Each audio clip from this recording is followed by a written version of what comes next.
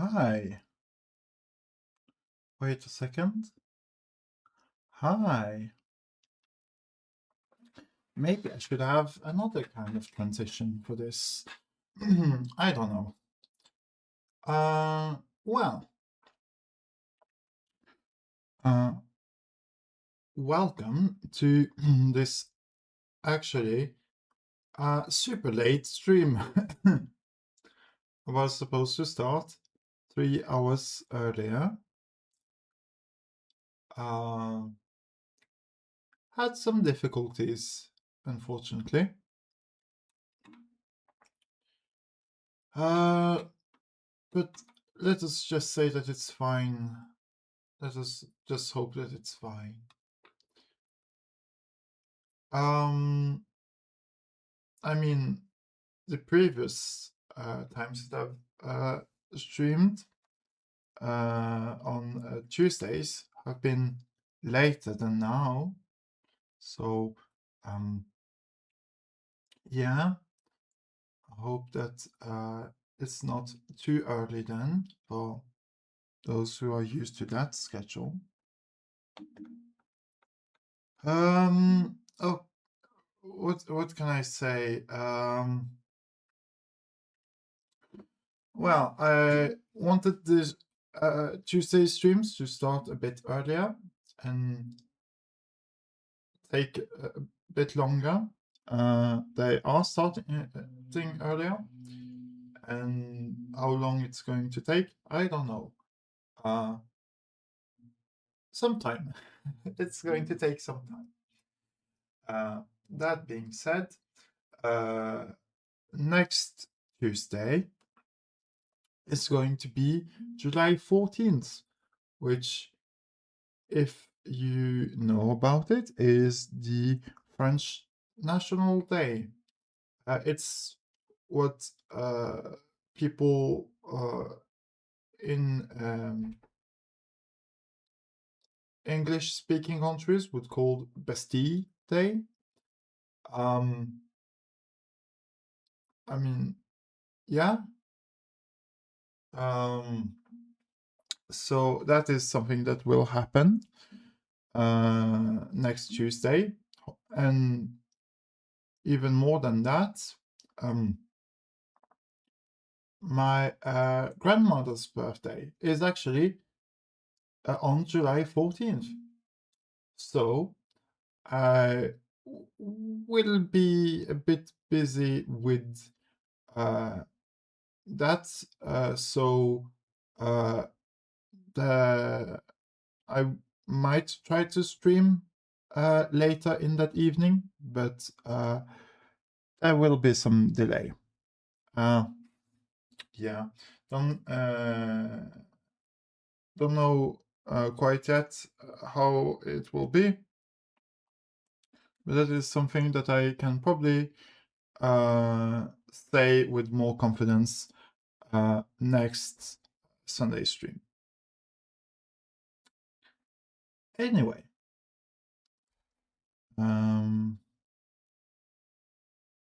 I think that we are good to start with Professor Layton and Pandora's Box, because that is the version that I'm going to play due to what we have seen in previous streams. Also, I did look a bit at the VOD, and you can see the background has changed, because I just thought that the previous background with it was a Oxford school. What school was it even? Let me just find out where it was.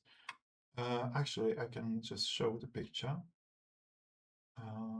Also, I should probably just launch the game. Pandora's Box. Yes, please, thank you. Because now I have both Pandora's Box and Diabolical Box in the same folder. So, the thing is, the previous background Let me see.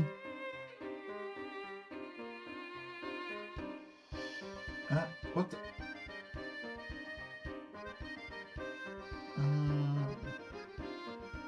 Oh, that's the bilateral thing. Should have deleted that. But it's fine. I'm just going to change it to have this All Souls College. This was the background that I used previously. And the thing is that I thought that it was not that good actually with like how the DS screens have to be set up. So I decided to just have question marks, I guess. For some reason, it was super difficult to find question mark. How should I question mark wallpapers online? I don't know why. That being said, it's okay due to the fact that I just made it myself. That's why it's boring and bad. I mean, it's perfectly serviceable, I suppose. But anyway, we are off to just continue the game.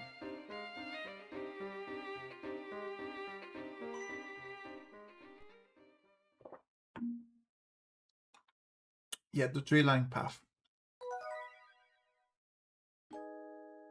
The story so far. The Voluntary Express has pulled into the quiet farming village of Dropstone. Upon arriving, it appears that Dropstone is in the midst of celebrating its 50th anniversary. To pass the time, Layton, Luke, and Flora decide to ask around for information on the Elysian box.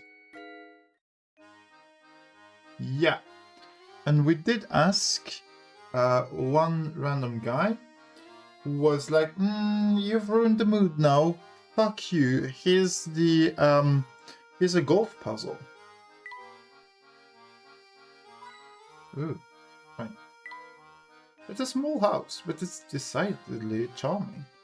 Also, yeah, this small village is 50 years old, which, sure, why not? But then, 50 years old, when did this game come out again? It was in 2009.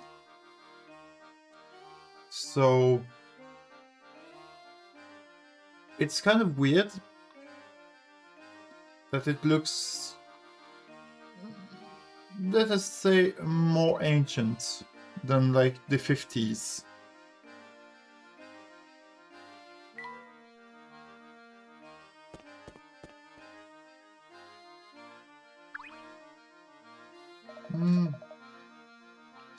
Festival like this are a time to let your hair down.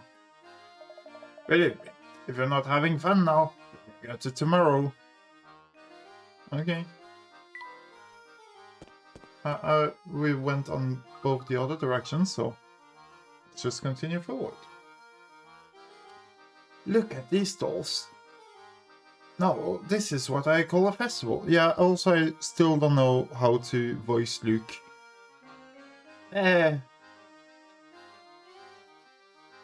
He's supposed to be very, like, chippy and in good mood and youthful and whatnot. And like, what, twice his age? No. Actually, more than twice his age. Oof. I believe he's like 12? 13 maybe? Oof. Anyway. Look at these walls. Now this is what I call a festival. Ooh, I just love all the hustle and bustle. It's so wonderful.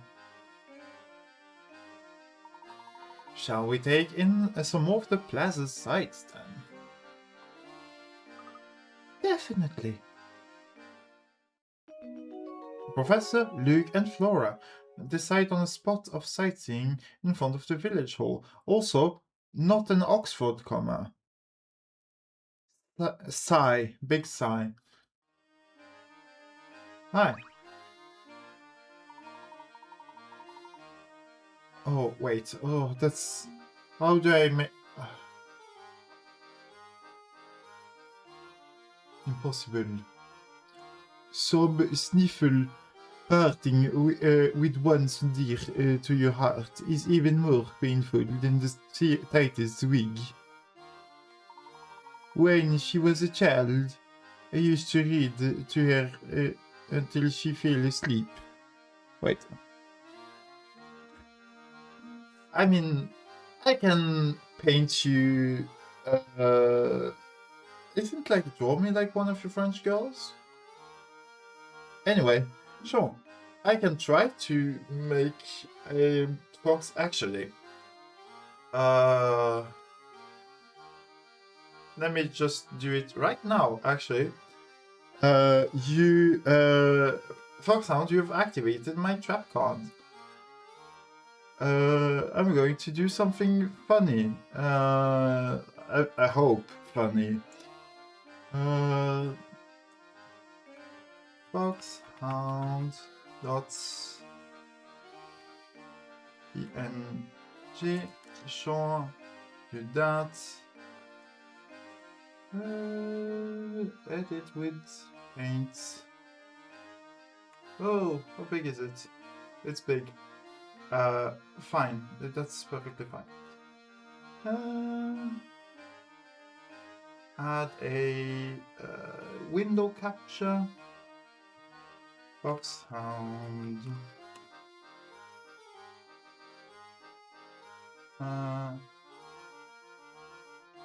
Why is it like that?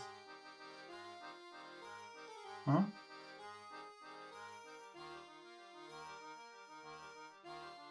What? Why is it? Huh? Why is it showing black? Huh?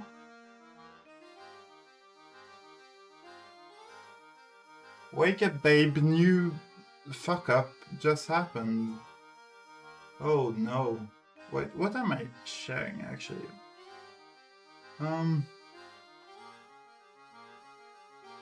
The source is... It's a paint. Why can I not show paint? Huh?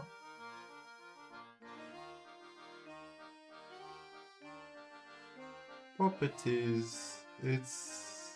No, it's the correct... I don't understand why it's not showing the screen. Actually, I might have an idea. What if...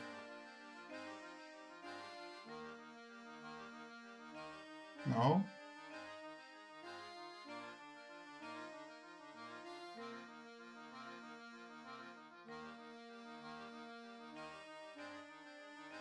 I might have messed up something.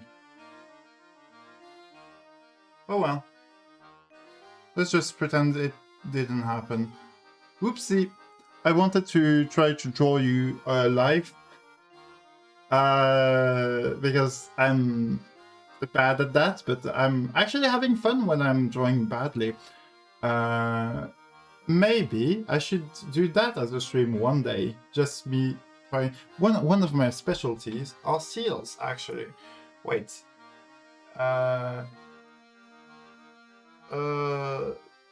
Where have I hidden my seals? Should be in picture. Is it OC? Did I put it on the C? No, no, cannot share that at all.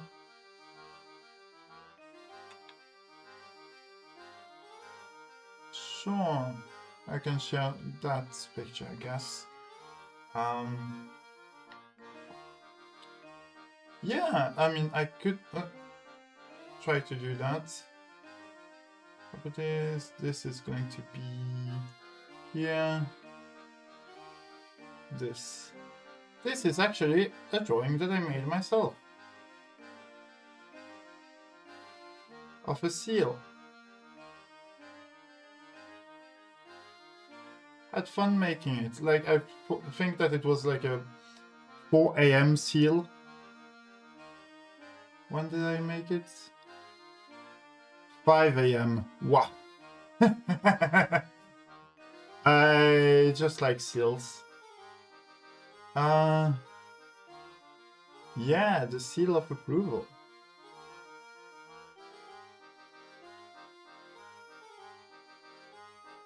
Amazing. I do hope that you can recognize that it's a seal.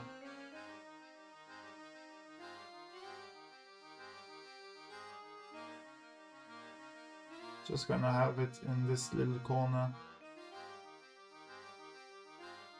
Not obstructing the game. That looks nice. Just gonna rename this as rename seal of approval. Okay.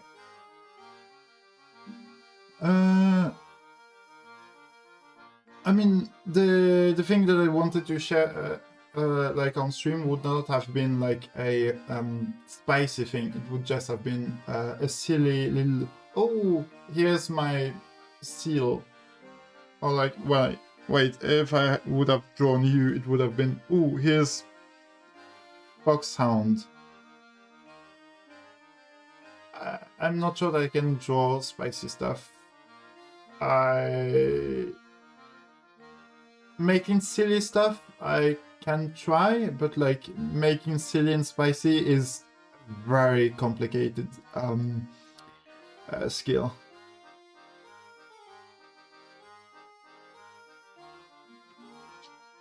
But I mean, maybe I will try a art stream one day. It's going to be terrible, but I mean, as long as people are having fun, I guess that's what matters. When she was a child. Wait, no, that's not a French accent. Like, it's kind of hard to force myself to make a French accent. C'est impossible. Je n'y arrive pas. It's impossible. I cannot do that. Oh, wait. No. What's...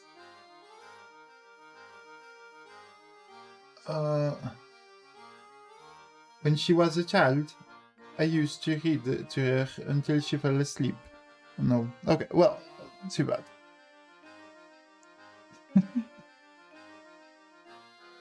Yeah. Oh, yeah. If you do art streams, please do tell me. I would love to see that. Actually, you know what? Foxhound, get shouted out, nerd. Oh, why do you have numbers in your name? Oh, let's make it 8 for second. Huh. We've captured a command post.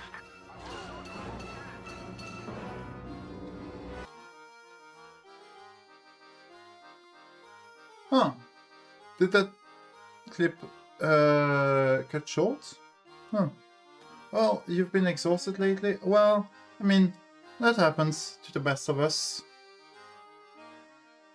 I was pretty tired today myself, to be honest. But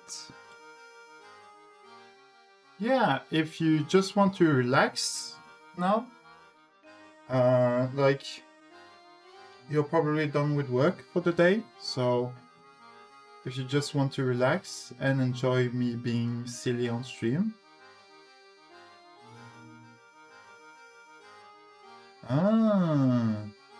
I have to be honest, like the what's it called? Star Wars stuff. not the biggest fan. Like I haven't even seen all the movies. But it's not the type of science fiction that appeals the most to me. Sorry.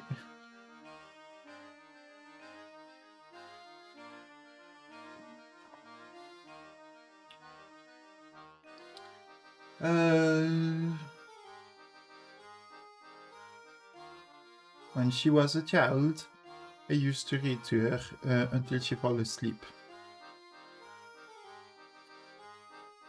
When she was a child, I'm just going to struggle with this sentence, trying to make it French, but I cannot do this.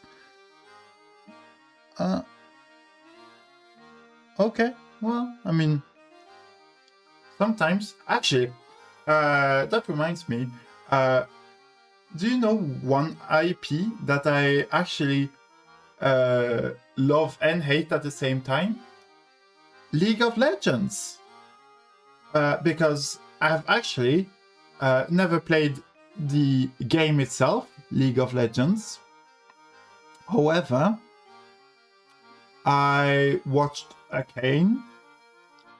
I played a board game called Mech vs. Minions, which was very much based off of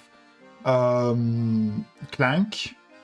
Not Clank, Robo Rally. It was a very fun game. Because, well, Robo Rally is very fun. What else? And there's also this one RPG that is called The Ruined King. That one of my roommates did play, and it looked like an amazing RPG that I actually do want to stream. Or at least I want to play it for myself, and streaming is a good opportunity to do it. And I know that there's this thing called Legends of Runeterra, which is a card game that I might look into for a Friday stream. Maybe I should do that. That I've heard a lot of good things about. So my opinion on League of Legends is everything is great about it, except for the game itself. The main game itself. I have no interest at all. Large-scale battles and class systems where neat mechanics. Oh, yeah, I mean, that does sound good, indeed.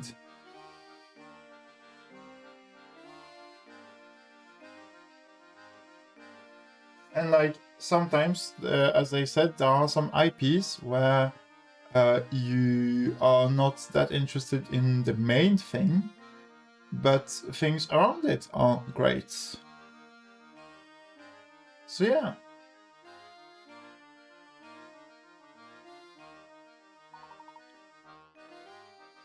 She looked just like an angel. Oh, nothing cuts so deep as a separation's knife. So pipes. I don't know about that. I've never really given it much thought. Oh, great note. I wasn't expecting one as young as yourself to fully understand my malaise. Don't mind me. I'll just excuse myself for now. Do you think he just got dumped? Actually, he seemed sad in a different way, didn't he? Let's not pry too deeply into the private affairs of others, Luke. It's not becoming of a gentleman. You're right, Professor. Aye? Ooh. Puzzle time.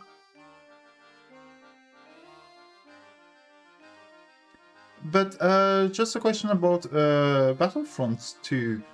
Like, if you have other games of the same style to suggest or whatever, I'm free to. I would love some suggestions.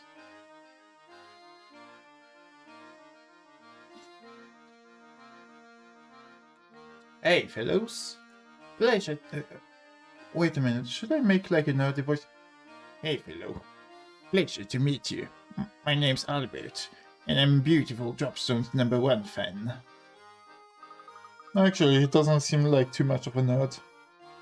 I mean, he has big glasses, but that's about it. I heard you've been running around Dropstone asking questions, but you haven't talked to me yet. We've solved this puzzle, and I, the king of Dropstone trivia, will answer your questions. Oh yeah, he's a fucking nerd. Voice Club. Oh. You do like that, don't you, Fox Sound? Below is a wheel of male and female portraits. Select a portrait and, counting that portrait as 1, move 6 portraits either clockwise or anti-clockwise, and cross out the last of these 6 portraits. Repeat this pattern, starting from the next available portrait and always moving in the same direction. Remember to skip the ones you crossed out. If you start at the right portrait, you can remove all the women in the wheel, leaving only the 6 portraits of men behind. Which portrait is this? Circle your answer. Remember, you can move clockwise or anti-clockwise.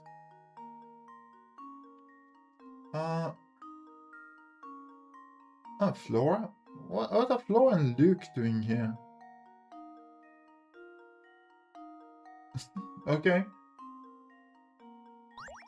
So below is a wheel. I'm just going to have this.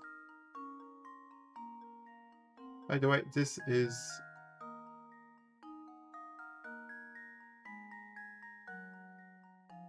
Oh no. Actually, I wanted to do a quick...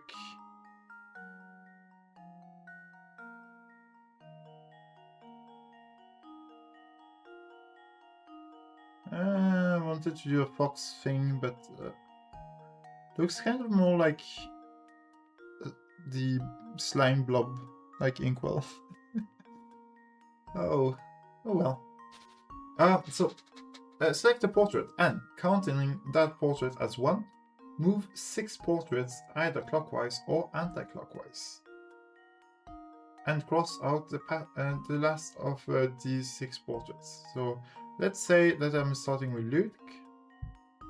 I say 1, 2, 3, 4, 5, 6, and cross, starting from the cross out the last of these 6 portraits. 1, 2, 3, 4, 5, 6. Okay, so it's, if I say so as 1, so if I say 1, 2, 3, 4, 5, 6, starting from the next available portrait and always moving in the same direction. This one would get taken out. To skip the ones you cross out. If you start at the right portrait, you can remove all the women in the wheel, leaving only the 6 portraits of men behind. So this is not correct. If I say 1, 2, 3, 4, 5, 6, so Luke is not a good starting point. What about this gentleman?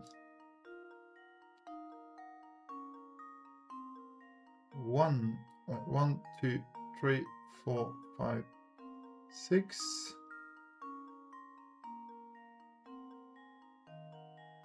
One, 2, 3, 4, 5, 6. Incorrect. 1, 2, 3, 4, 5, 6. 1, 2, 3, 4, 5, 6. 1, 2, 3, 4, 5, 6. Okay. How many people are there in total? 1, 2, 3, 4, 5, 6, 7, 8, 9, 10, 11, 12. Oh yeah, it's 8 o'clock. Let's say that we start with this man. Right. Let's say that we start with her. She's in position 1. 3, 4, 5, 6. Incorrect. 1, 2, 3, 4, 5, 6. Incorrect. So she's not the one to start with. What with him? 1, 2, 3, 4, 5, 6. Nope. 1, 2, 3, 4, 5, 6. 1, 2, 3, 4, 5, 6. 1, 2, 3, 4, 5, 6. If you start at the right portrait, you can remove all, leaving only behind. So, can you switch clockwise or anti-clockwise? It's weird.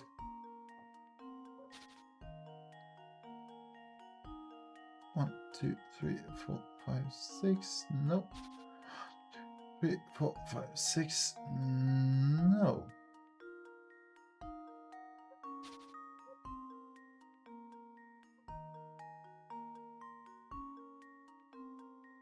1, 2, 3, 4, 5, 6. 2, 3, 4, 5, 6. 3, 4, 5, 6. If you have to always move in the same direction, always moving in the same direction.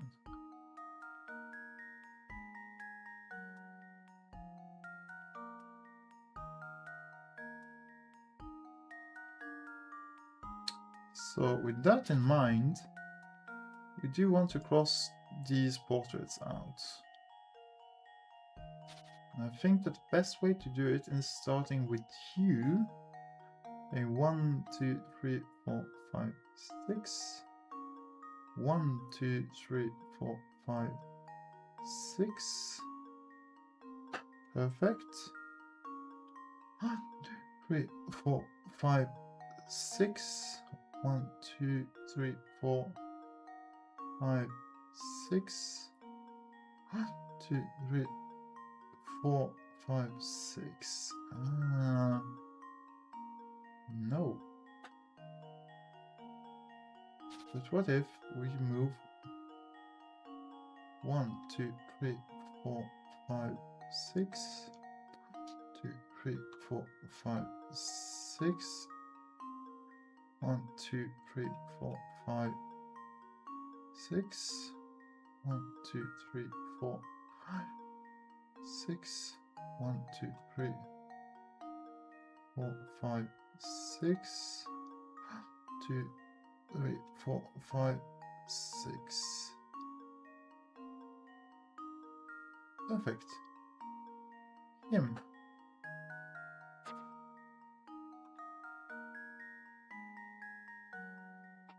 Okay. Easy enough. And now to test my theory. And there we have it. Easy enough, yeah. Very nice. If you begin counting from this man and proceed anti-clockwise around the wheel, you'll eventually remove all the female portraits.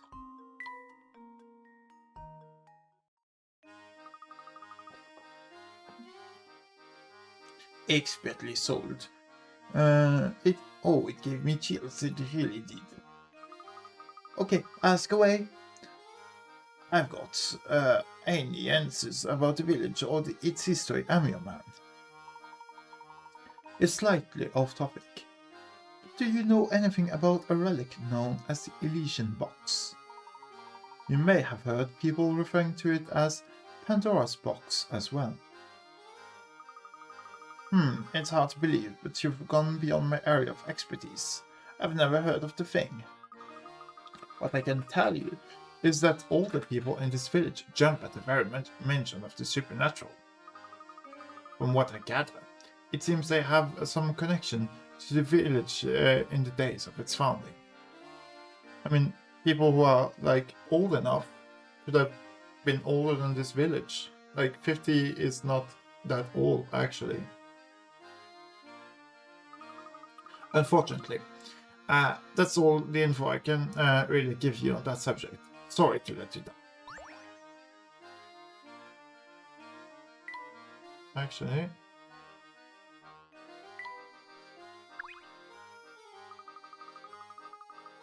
there are some more stores the other way. Let's see what kind of stuff they've got going on.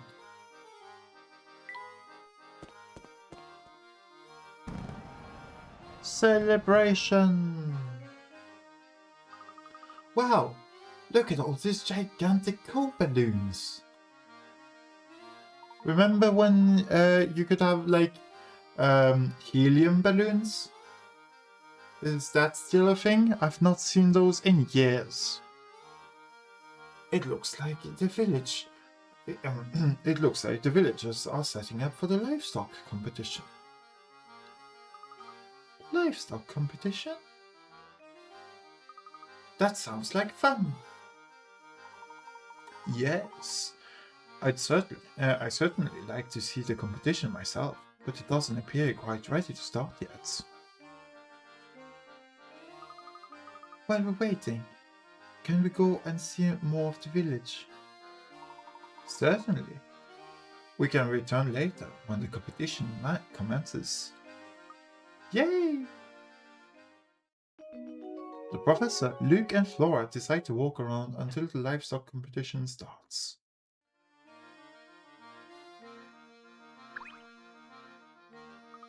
Oh, the competition still hasn't started.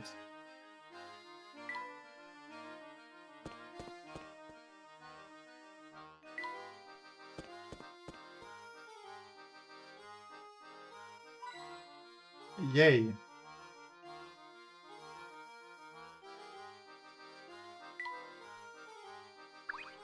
Hi, who are you? Never forget a face, and I don't know any of yours. You must have come with the Pandora Express.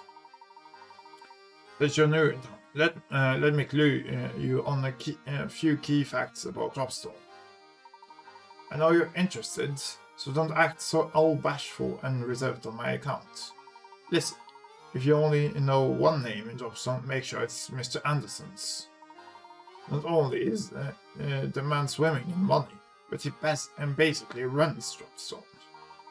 But he's a top bloke who treats everyone with respect, even the postman. That'd be me, by the way. You can tell a lot about a man by the way he treats his local postie. But even nice guys like him have troubles. I hear he spends all his time worrying about his daughter. That reminds me. I just saw a pair of unusual characters head up towards Miss Anderson's house. They say they were policemen from London, but something about them seemed awfully fishy to me. 2 people, huh? Are you referring to Inspector Chelmy and his assistants? Chelmy, you say? That sounds right. He said he was here on official police business and needed to see Mr. Anderson. Do you think there's a connection between this Mr. Anderson and the Elysian Box, Professor? Well, it seems that Mr. Anderson serves as the head of this community. It's only natural that he'd know about who and what passes through this area. He's a big fish, all right. You're bang on the money about that. I mean, even the owner of the Monetary Express stops in to pay him a visit when he's in town. Yes, I bet those 2 officers are waited on like kings at the Mr. Anderson's as we speak. But enough chit-chat. We've got a festival going on now, so go on and have some fun.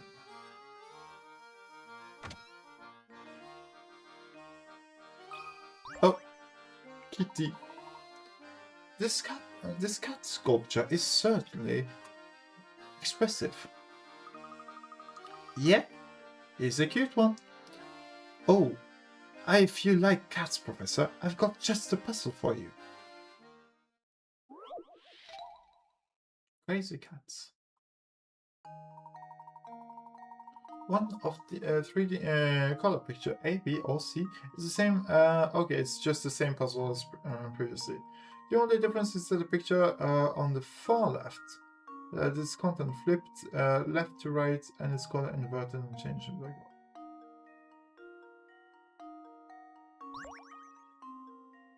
Okay, just find the differences. And this actually doesn't help.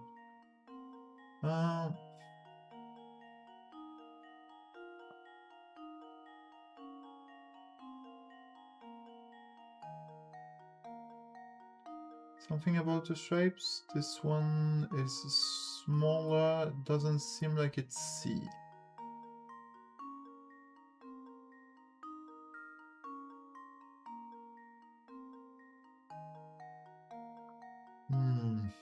What's the difference between A and B?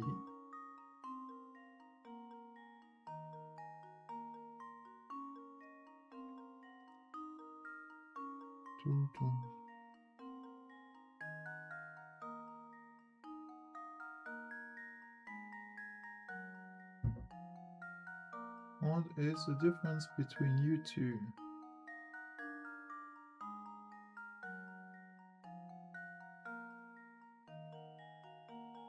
Whiskers seem to be the same.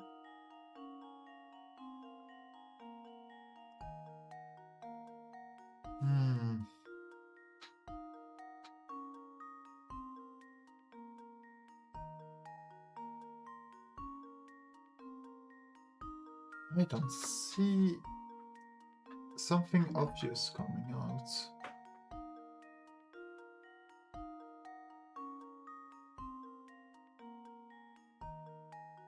The paws? Maybe. The whiskers?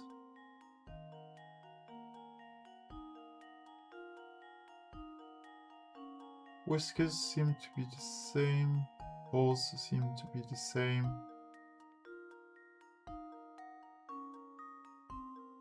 Huh. Could it be that it's just C and that I'm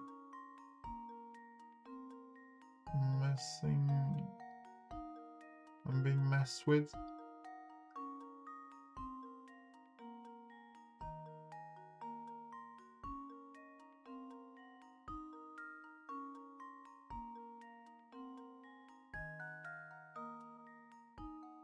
How to say? Not gonna lie, I don't really like this puzzle. I didn't really like the first puzzle of this kind either.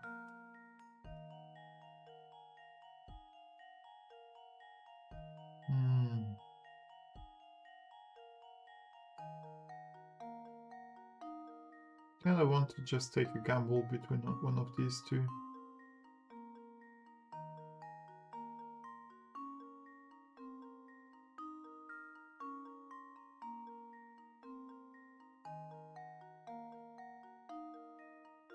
Yes, maybe.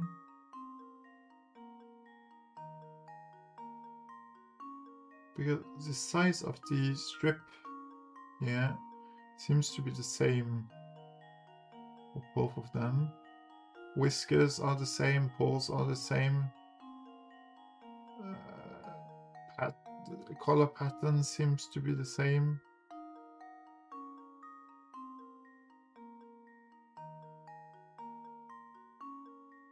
C is clearly wrong. But is it like find the one that isn't? Did I misread? One of the three color picture A, B, or C is the same picture as the black and white displayed on the far left. Can you find which one? The only difference is that the picture on the far left is content flipped left to right and its colors inverted and changed to black and white. So we know it's not C.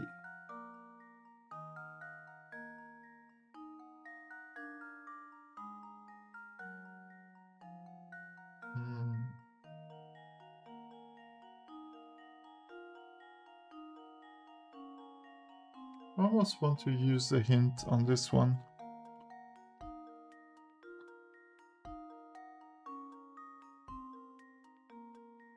Although I could just guess it. B. Consider this puzzle solved. Haha, let's go. And there we 50% have it. chance.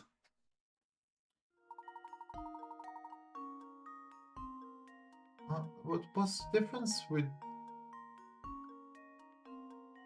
Huh? Oh, shorter eyelids. Oh. Yeah, the eyebrows, I guess. In A... different. Yeah, okay. Well... 50% chance was correct. You always make it look so easy.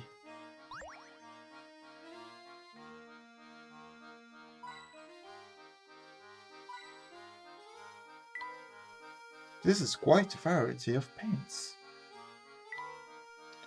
Oh, this is so cute. Greetings. I don't think I've seen you around these parts before. May I ask your name? Of course. My name is Layton, Professor of Archaeology, Gressenheller University. Charmed, sir. Welcome to Dropstone, Professor Layton. My name is Dorothy, and I am a maid in the service of the Anderson family. Tell me, what brings you to our humble village? My companions and I are after an artifact known as the Elysian Box. Have you heard that name before? Can't say that I have.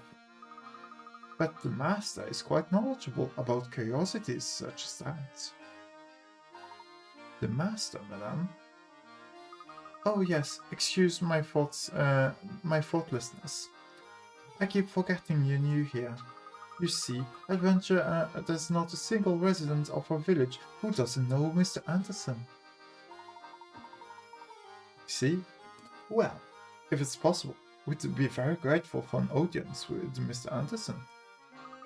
Normally, I'd say he'd be glad to receive you, but lately he's been preoccupied with his daughter. I don't mean to pry, but has there been some issue between Mr. Anderson and his daughter? Well, yes. Just between you, me, and the war. His daughter has been secretly planning a trip alone.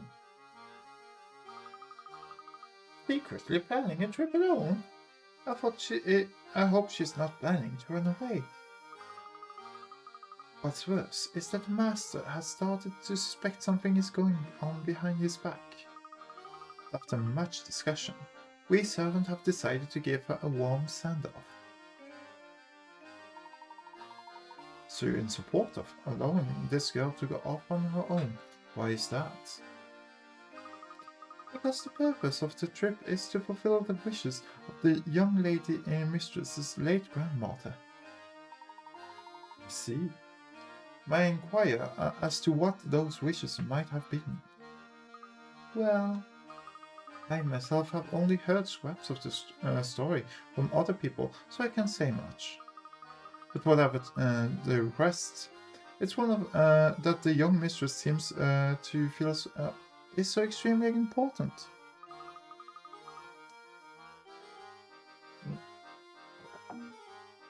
Oh, look at that. Here I am gossiping away when there's supper to prepare. Please excuse me, Professor Layton. I need to get back to work. Oh, wait a second. Rats, she's gone. Is it just me, Professor, or does it sound like Miss Anderson's daughter is planning to leave home? If she is, doesn't it seem strange to you that the family servants are cheering her on?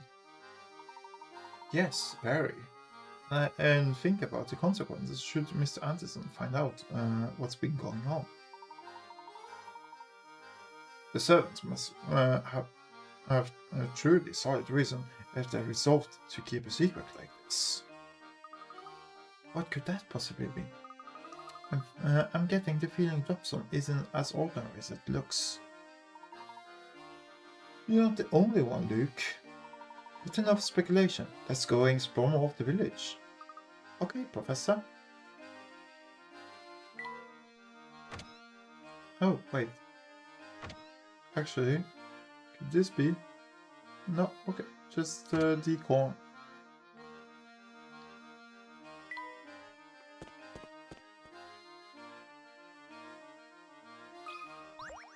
Puzzle! Hey there. I'm a world traveler. But I'm stuck here until I can score a ticket on the Voluntary Express. I was hoping for freebie, so I told Mr. Beluga one of my puzzles to break the ice. Unfortunately for me, he got all hot under the collar when he couldn't solve it. Here, maybe, you'll have a better luck with it. I love this universe where people just say, oh yeah, do you want to do a puzzle with me? Oh, it's a moving block puzzle. What rotten luck. While trying to pick up your luggage, you find that your bag is at the very back of the pile. The porter unloading the luggage claims the other boxes in the hold have prevented him from unloading yours. Use your wits to move the box out of the way and reclaim your luggage. Well, it makes sense that the only thing that we can do for now is move this. And we have to move this and move this. This. Now we could move the luggage, but doing so would kind of prevent us from doing anything further, so let's do that. And I think like this. Seems to make sense to do this. If we do that, that, right.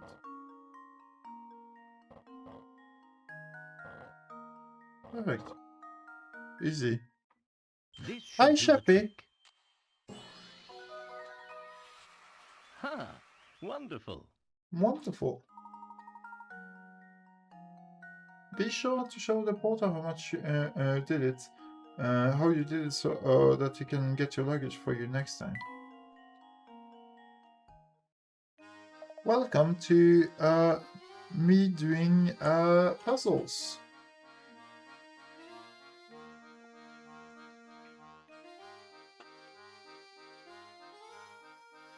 Oh, yeah, what game was that? I'm actually curious.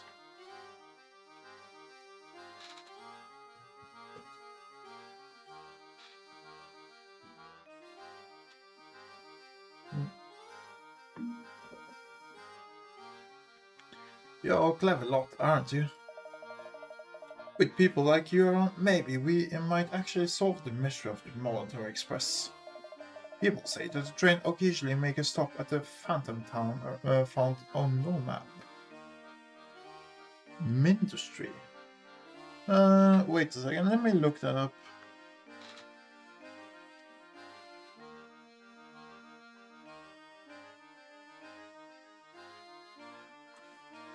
Mindustry. Oh.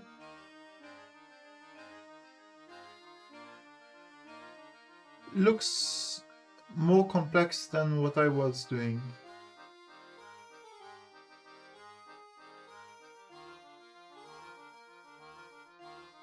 Let me just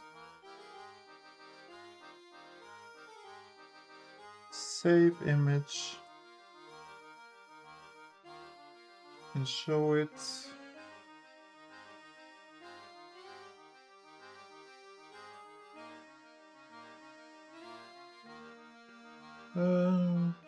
No, not here. Mindustry screenshot. Just gonna have it under the.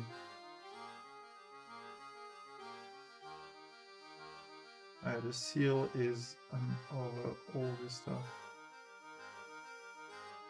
Let's have it like this. Okay. Yeah, more stuff, but the premise and the gameplay of seems very similar. I mean, maybe. Just.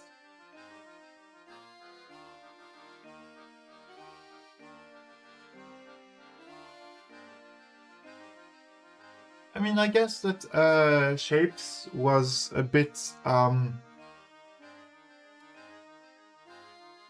minimalist, I guess. But oh well. Yeah, I mean, the thing is that that kind of premise is like very normal. Just gotta fight enemies. Well, that's a big difference, I would say, because there are no enemies in Shapes. Other than yourself, I guess.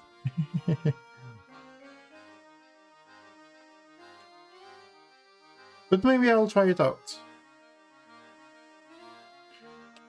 I do like, though, the simplicity of the Shapes.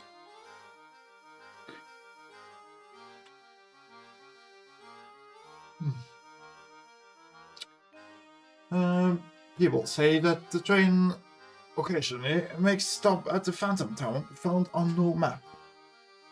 It's on sale on Steam. I mean, everything is on sale on Steam right now. It's a Steam sales. It's like actually one of the things that I am considering buying for myself and to maybe show on stream is Sekiro. Shadows Die Twice.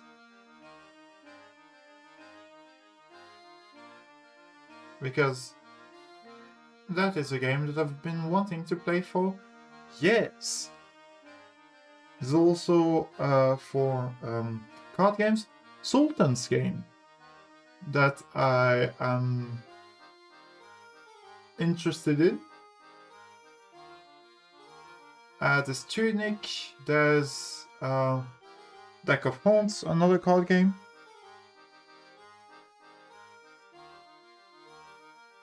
I mean, you're fine, puppy, you're fine.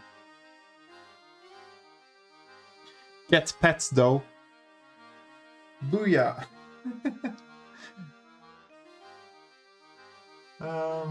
What else is there on sale?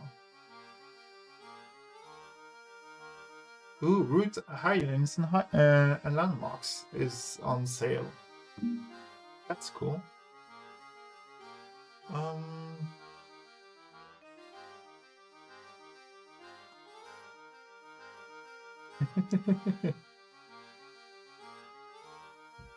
Ooh.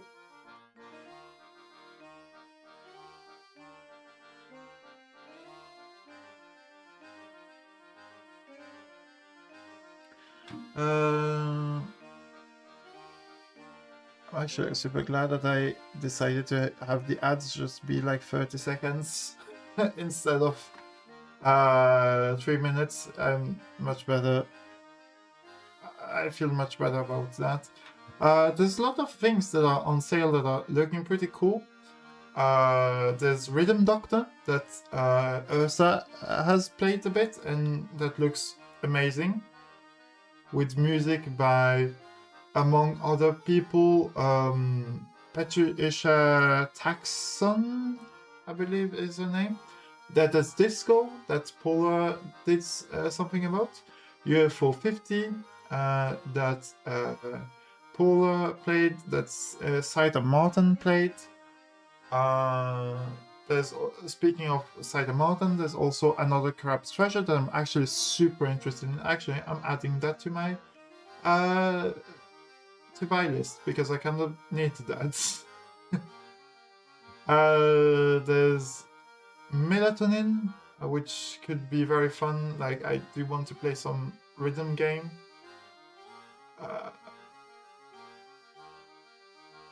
There are a lot of very cool games that are on Steam.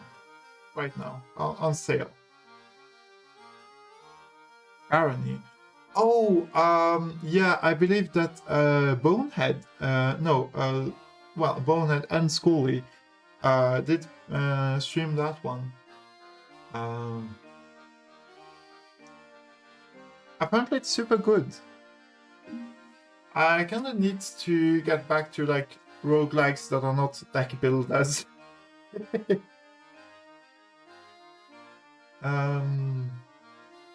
But yeah, there are a lot of cool games, and there are also some games in my wish list that I cannot talk about on Twitch due to stuff. Wonderful 101 Remastered. Oh, I want to play that one. Platinum games are so cool. Anyway. People say that the train occasionally makes a stop at a Phantom Town found on no maps. Oh. Automod apparently not liking the word pervy. Well, I mean... Yeah. Completely accept being horny. I do try though to when I stream, when I show this Catboy avatar, I do try to be a little bit more safe for work. A little bit more, not family friendly, because no, I will swear, I don't care. But I do try to tone myself a little bit down. One secret about this character, this Catboy that I have, is... Wait, let me just show pictures. Let me just switch that properties. Going into picture. Do not show stuff that you are not allowed to show on Twitch. About this character. Sure, let me just have this. When I got my ref sheets for him,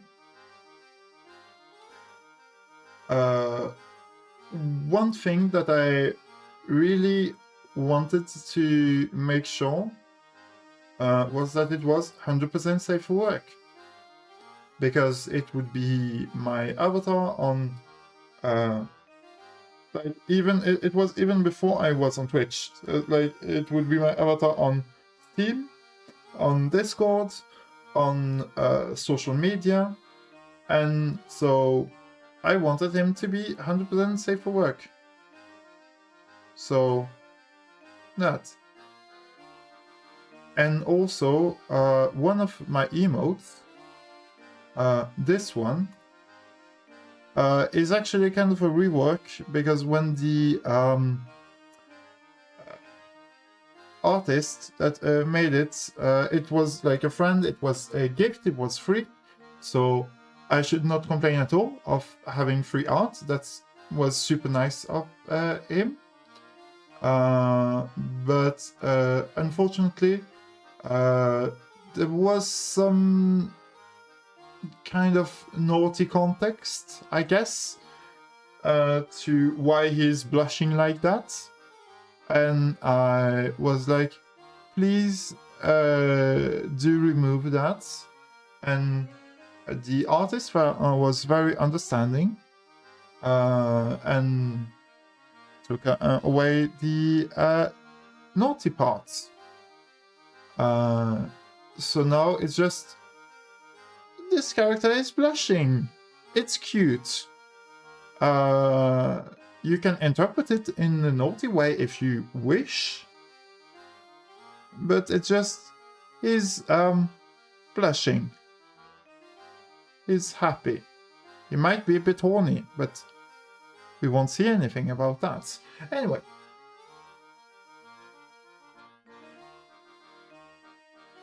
Continuing with this game. Could be just a wild rumor, though, who knows? An uncharted town. Wow, I wonder if that's true.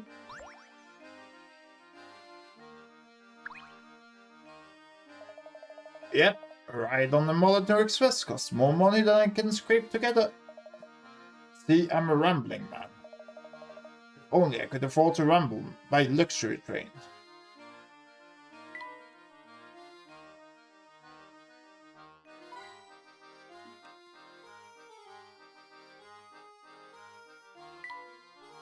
Very charming village.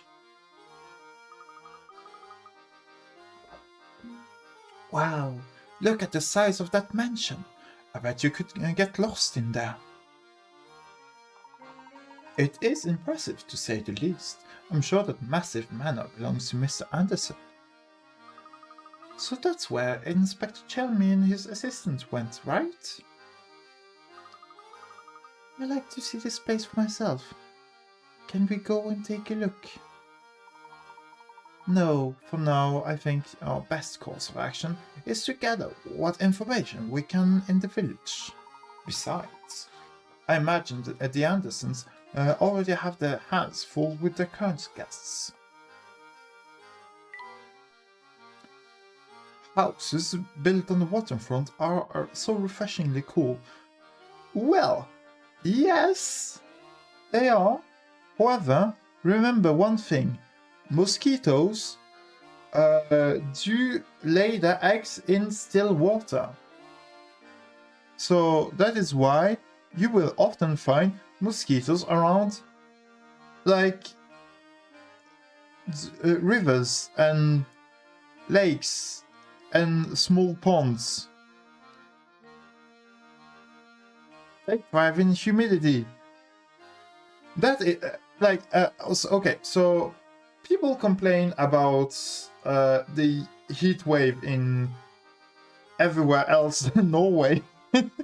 And I kind of complain about, wow,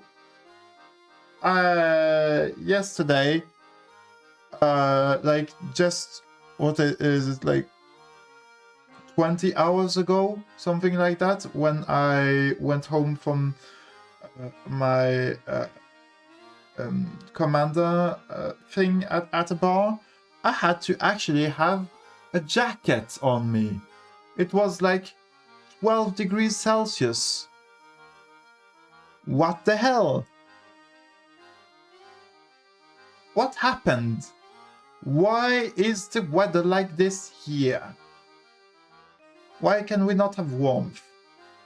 I'm struggling with that. However, if there's one positive thing about being colder here in Norway, is no mosquitoes. In France, that was the worst thing about summer. Mosquitoes. I hated those. Like, yikes. But here in Norway, no issues with that. Oh well.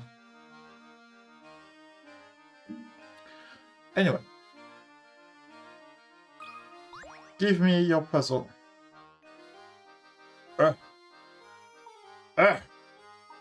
Phew. That should do it. Good afternoon. What are you doing in there, sir? Me? Oh. I'm just doing a little fishing in this here lake. Sounds like a lot of work.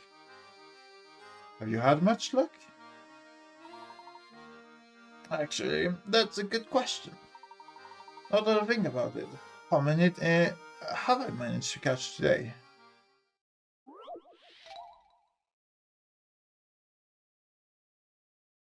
Yeah, like, yeah, the thing with, like, calling it global warming is, I mean, it is true because, like, the average temperature is indeed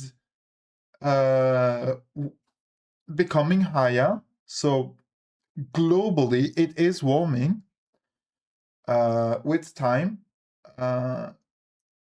But climate change is the thing that people would understand more, because the summers are getting hotter and the winters are getting colder. Like there is this I at some point there was Donald Trump in New York in winter with like terrible snow, saying, "Oh, this is why we need global warming," was a thing that he said. And no, not at all. But uh, that's stupid. And also, like, it's because of that things got this bad, because stuff like the Gulf Stream getting worse, which means that Europe gets more and the US gets less out of the warmth of that. And there's also I have some friends in the Philippines who have experienced some awful typhoons, some awful storms. And I actually looked it up, and apparently, with climate change, it doesn't impact how many of those like bad storms there are going to be each year, but it makes each of them worse. Like the weather is not. I mean, the weather is getting hotter when it's supposed to be hot, but it's also getting colder when it's supposed to be cold. So everything just gets gets stronger, more exercise. Is that a word in English? Maybe not. Huh. But everything gets worse. So climate change is the same as global warming, just that it's in a way that people will not just say, "Oh, but the winters are cold, and therefore, why do you call that warming?" It's because, well, the average temperature in a year is hotter, and you can imagine that if it means that the winters are colder, then to have a higher average per year, it means that the summers are going to be even hotter. So heat waves are normal. Also, apparently, AI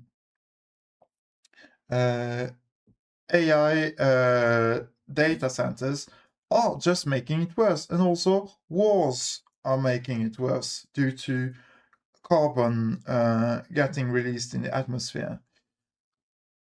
Oh yeah, the Gulf Stream. Honestly, I don't know enough about what's happening with the Gulf Stream. I just know that it's getting bad. But things are going poorly in our poor Earth. And it is true that like the planet is supposed to have some times where the global temperatures rise and sometimes where the global temperatures go down. We have some data on that. However, to the extreme that it's going now, it's proof that we are partially responsible for that. And when I say we, I obviously don't mean like us poor people. I mean, there's always the thing is, how can one person or group, a small group of people, improve nature, like improve their own behavior, like for example, eat less meat and whatnot. That's a thing that you can do. Try to recycle. Try to not take the car so much. Maybe do some public transits, or walk, or bike, or whatever. There are many things that you can do yourself. However, like the biggest polluters are not individuals. It's corporations, because capitalism. So, yeah, and I mean, I will admit that I'm not the most versed in this topic, so I cannot really say what needs to be done, or like, I mean, I can say that my opinion is this is bad. Wow, hot take, I know. But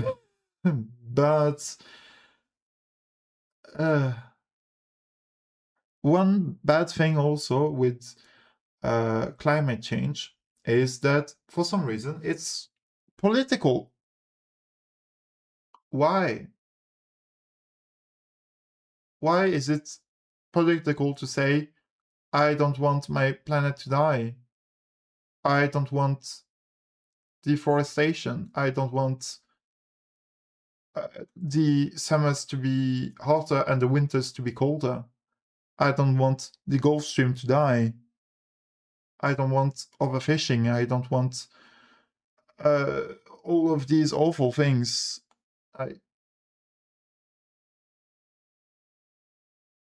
But apparently that's when you say that, you are extreme leftists, communists, culture war person.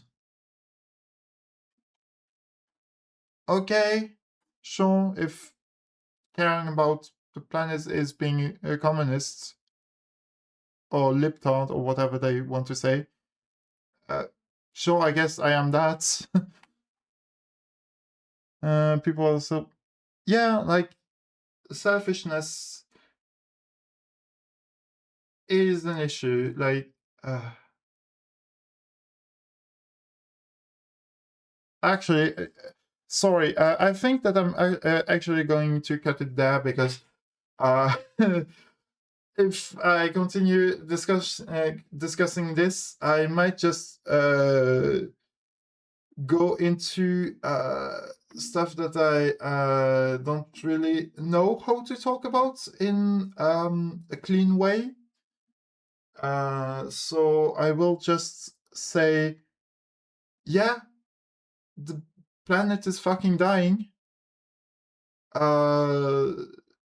Stop saying that it's like a left versus right, or like a us versus them, or whatever. It's the planet is dying. We know that. Please do something. Yeah. Anyway, back to fishing. I just talked about overfishing. Let's see how much this one is doing.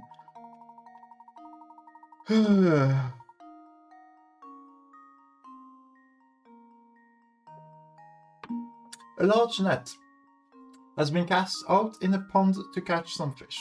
The pond surface is small, but it's actually wider underwater, so parts of the sunken net are not visible from the surface.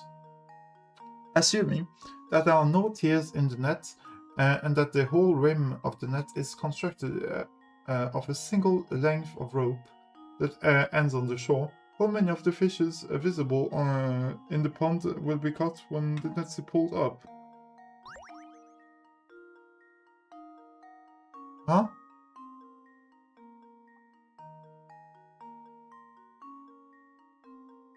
So we're supposed to believe that everything is just a contiguous net?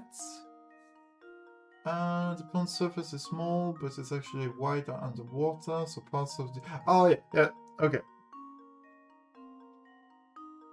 Assuming that there are no tears in the net and that the whole rim of the net is constructed of a single line... Okay. So we want to think that... this is connected, this is connected, this is connected, this is connected, this is connected, this is connected, this... Okay, so I'm going to assume this.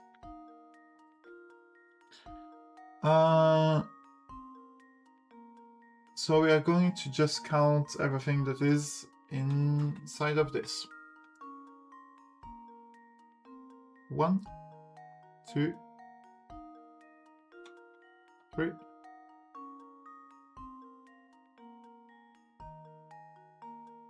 4, 5, 6,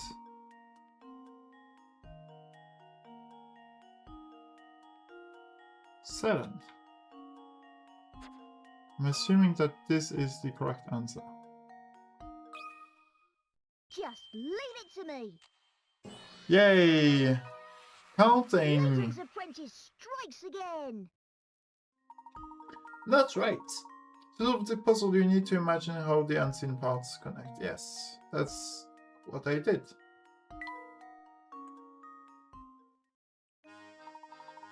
Woohoo! What a hole!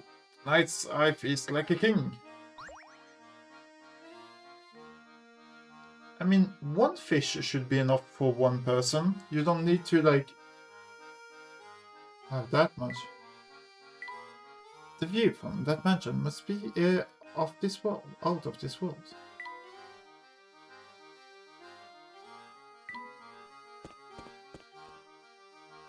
Oh, Inspector Chelney. Oh, it's Inspector Chelney. Well, look who it is. Wait, what was his voice again? Well, look who it is. Well, look who it is. Hello, Inspector. Are you returning from the Anderson estate? I don't know where you get your information, Layton, but you're as sly as a fox. As a matter of fact, I did just come from there, but Mr. Anderson himself wasn't home. Seems he's off presiding over some livestock competition or other. A likely story, I'm sure. I'm curious. Have you found a connection between Mr. Anderson and the case you're investigating? Not that it's any of your business, but perhaps you can be of help. I'd heard rumors that he had tried to find this Elysian box in the past, so I went to talk to him. Okay. Have a good time, and yeah, chores needs to be done, unfortunately, such is life. Sisyphine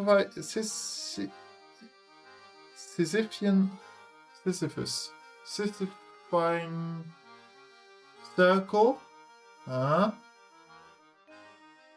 Chores needs to be done. You need to clean the dishes to then make them dirty again. You need to clean your clothes to make them dirty again.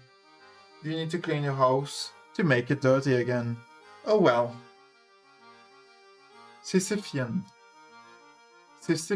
task. Huh. But yeah, have a good time. We must imagine Sheppy happy. Was it?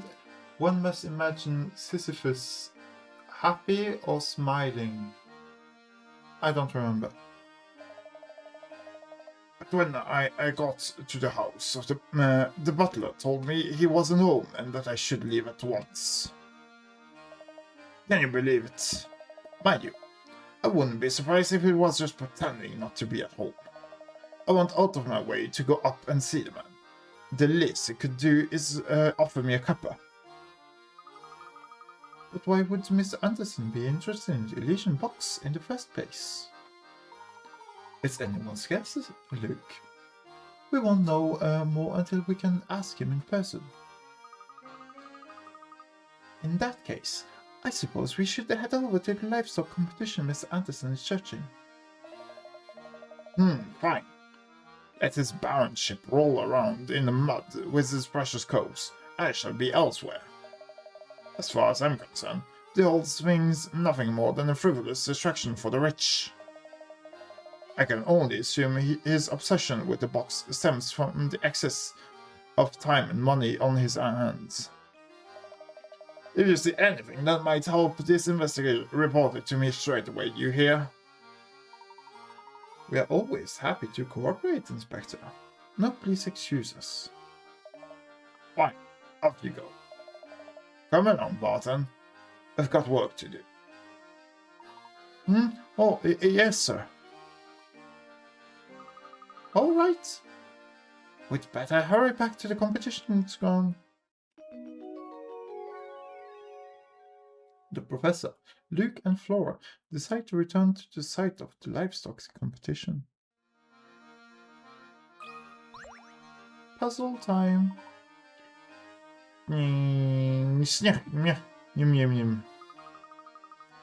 Professor, I think this chap here fell asleep standing up. Judging by his uniform, must be a security guard. I certainly don't approve of sleeping on the job. Perimeter is secure. Please confirm an identity by solving this puzzle. Snork. He's going to give us a puzzle while still sleeping. Amazing. 3 loops of rope are tangled together with a single red rope that has been tied in a very loose knot. Can you work out how many of the smaller loops of rope would get caught in this knot when the red rope is pulled tight from both ends? Remember, even if a loop passes through the knotted parts of the red rope now, it might fall away when the red rope is tightened.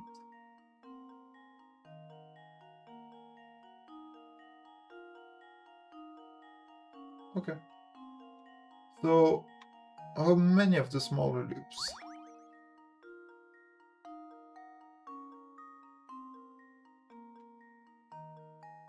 Let me see. So when we tighten the red rope,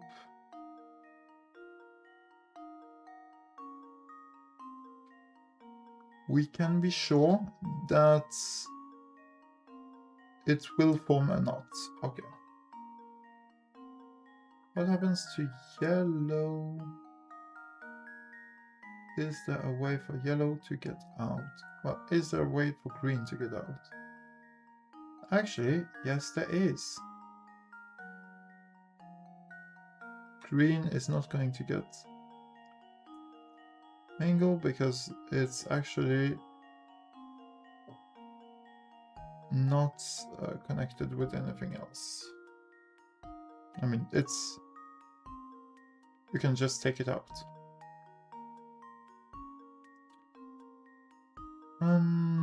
Blue is not going to be taken out.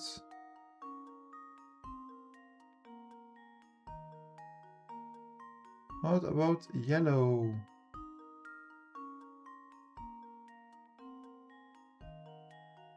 Okay, it's just one.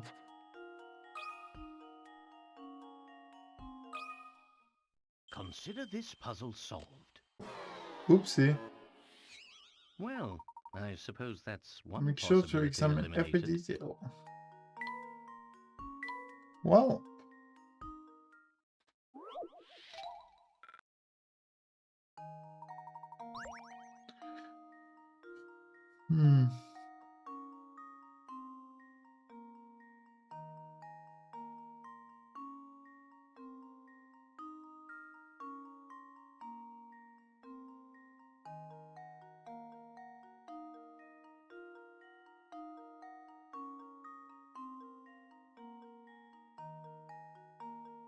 Oh wait, it's 0 actually. Demo.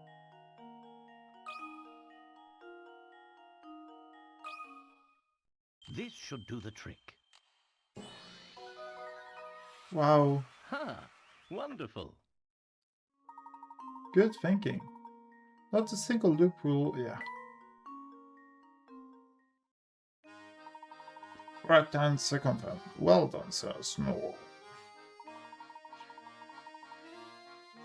He must be hopelessly addicted to puzzles if he's talking about them in his sleep. Even I don't do that.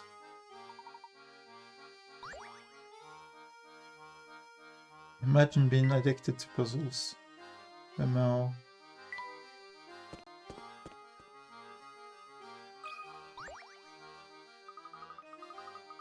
Boy, oh boy, I'm in a tight spot. I wanted to make a clean cut in this board, but I botched it right up. It's pretty useless as it is. Can you think of a way to turn the pieces into a solid square?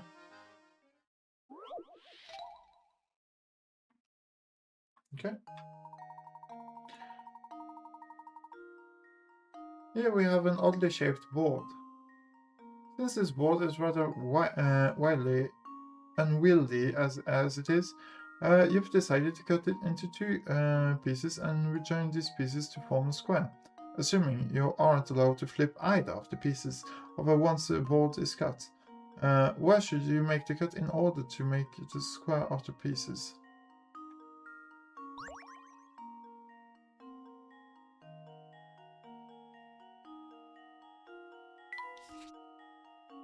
So, let me think. Make a square out of this piece, or out of these pieces.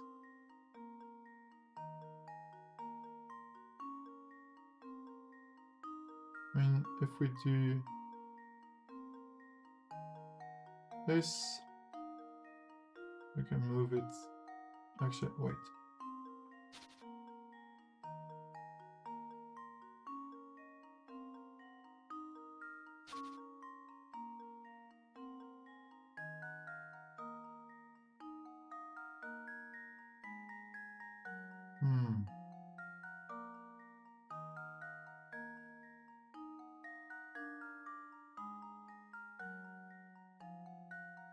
Oh.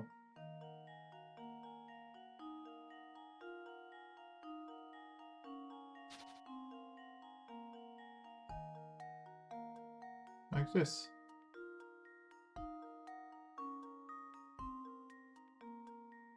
Just move that down. Oh, easy.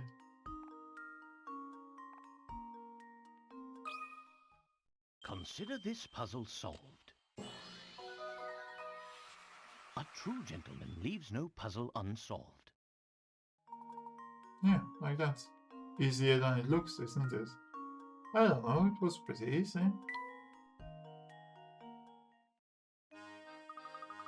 Woohoo! That so did the trick. Thanks. I can finally get back to building the shack.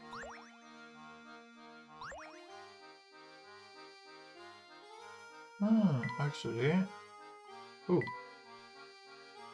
Livestock competition. The main event of the Dropzone Festival appears to be a livestock competition featuring the finest cattle from around the village. It sounds like it will be quite fun, and both Luke and Flora seem very keen on attending, but I imagine we'll return to the site of the event when it gets underway. I learned something interesting from Dorothy, a maid working for Mr. Anderson, a man who seems to be an extremely prominent figure in Dropzone. It appears that Mr. Anderson's daughter is planning to take a trip by herself, unbeknownst to her father. All the servants in Mr. Anderson's employ appear to be supporting his daughter in her plans, but why all the secrecy?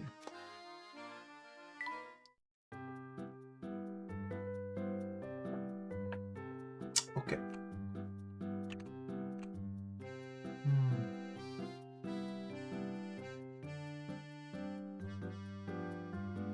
Could be something like this. It's kinda hard to say, honestly.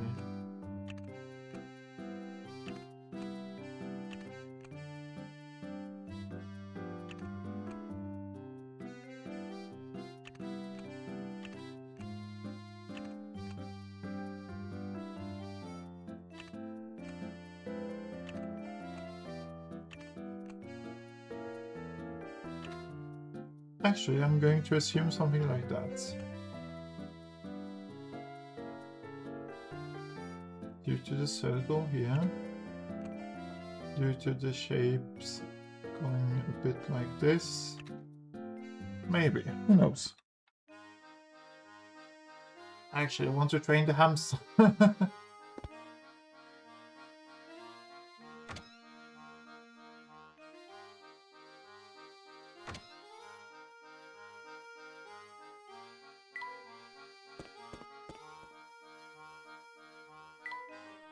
This circular flower bed is truly delightful. It must have taken ages to put all these banners up. This notice board is covered in corpuscles. Oh, yeah, here. My goodness, look at his face. Phew, we made it back in time to catch the competition. If we've been informed correctly, Mr. Anderson is judging the entries. So he should be somewhere around here, right? Indeed. I wonder which of the gentlemen walking around here is our man. Uh-oh. It looks like the two men up there are getting pretty hot under the collar about something. Wonder what the matter is.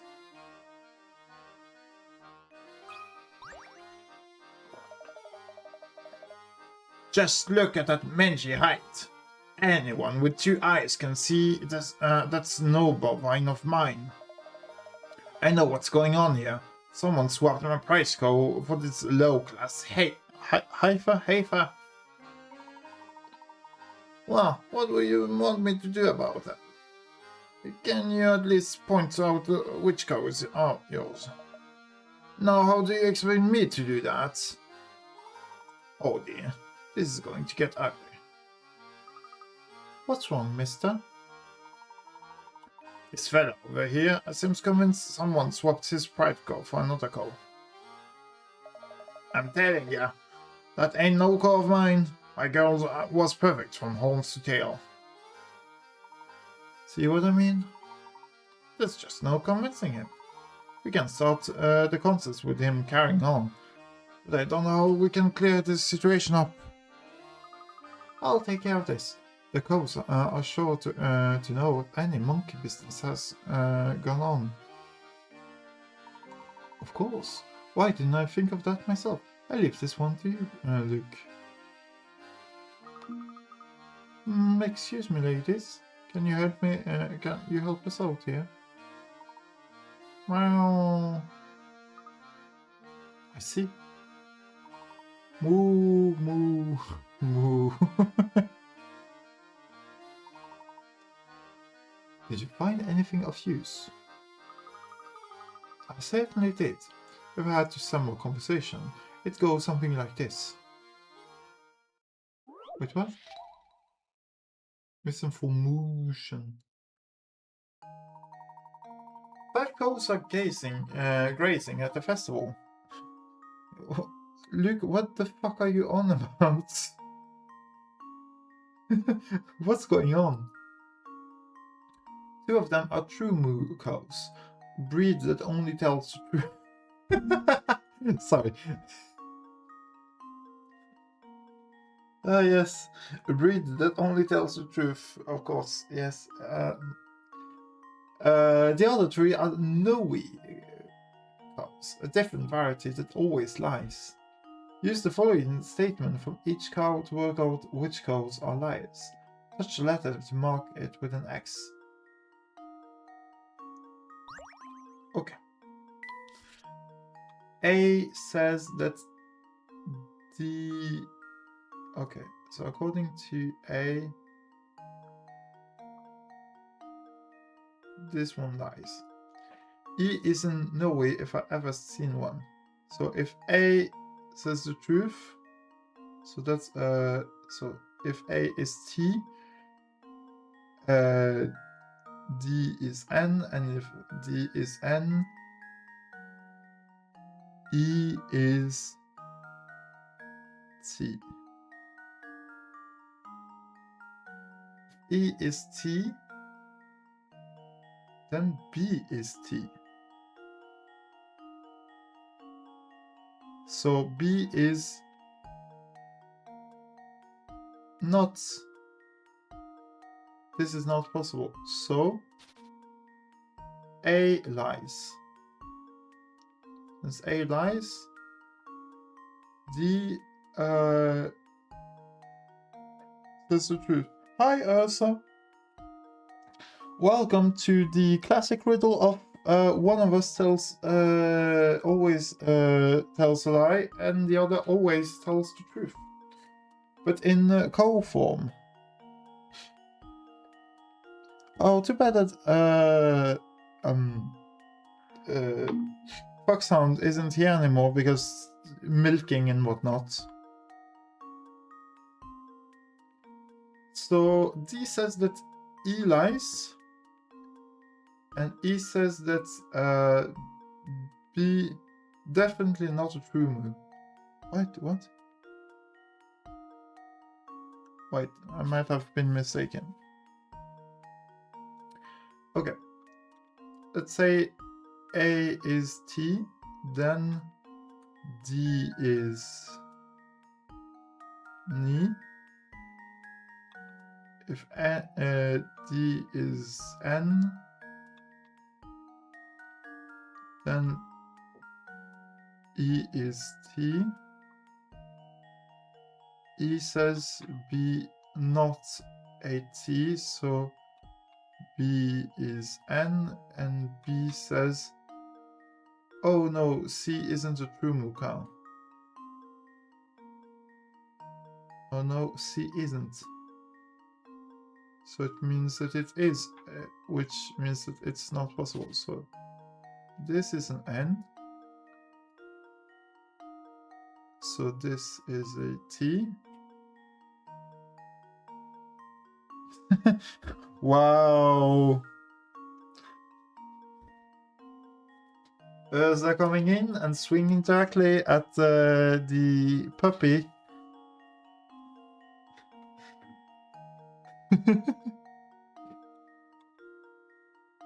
E is a no way if I've ever seen one, so it says it lies.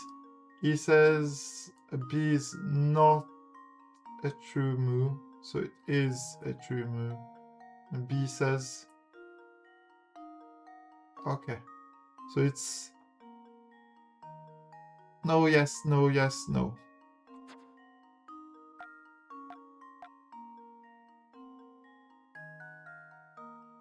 Use the following statement from each cow to work out which cows are lying. Okay. Just leave it to me. Okay, perfect.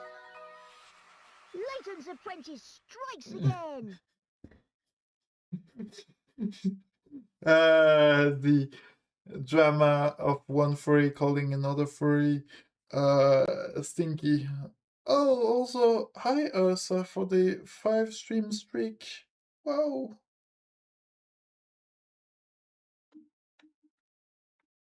Wait, why can I not see a message that you left? Huh?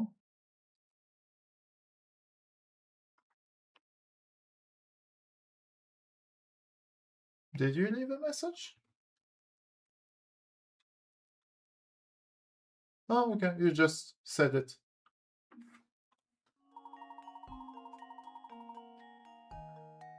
That's right. A, C, and E's are Noes.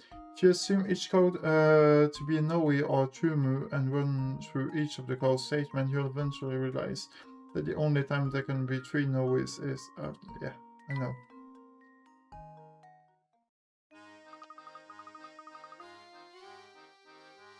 This looks like these two ladies swapped places while waiting for the competition to start. Things should be all sorted out now, though. But anyway, thank you for the 5-stream streak. I hope that you've enjoyed me doing stuff.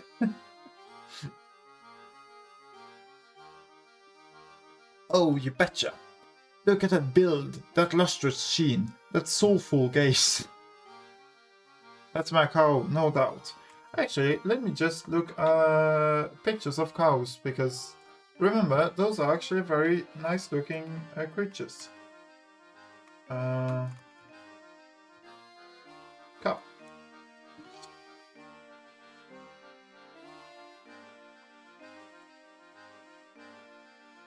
Save.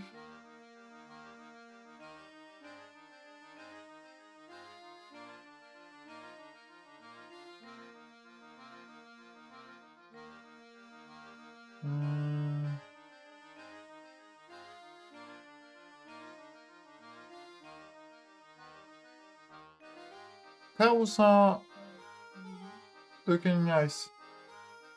Stream title? Did I? Okay, yeah. I didn't do a polar pop and just forget to update stream title again.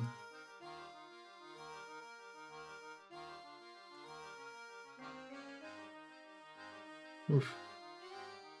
Because that's the thing that I actually have had quite a lot of trouble with, is forgetting to change the stream titles between streams, so that sometimes I have streams labeled as, like, what was the last stream that I did? It was Shapes. Yeah, when I did the Shapes stream, I started it with the stream title of, like, playing MTG with Asante Diaz and Devious. And I mean, I don't mind promoting them at all. That's not an issue. The issue is just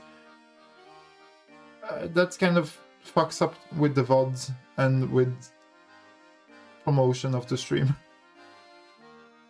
I guess.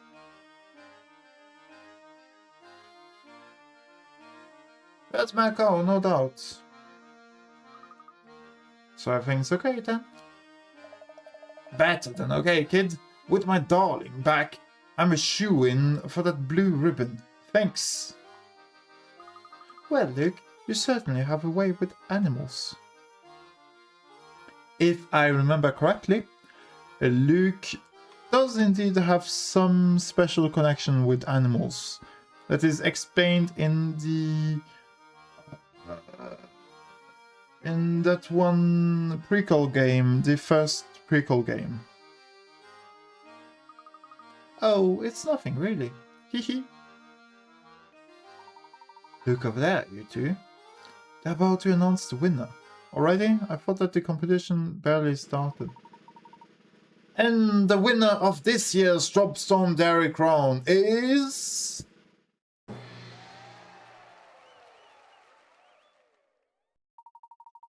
Oscar's show-stopping bovine beauty, Mutilda!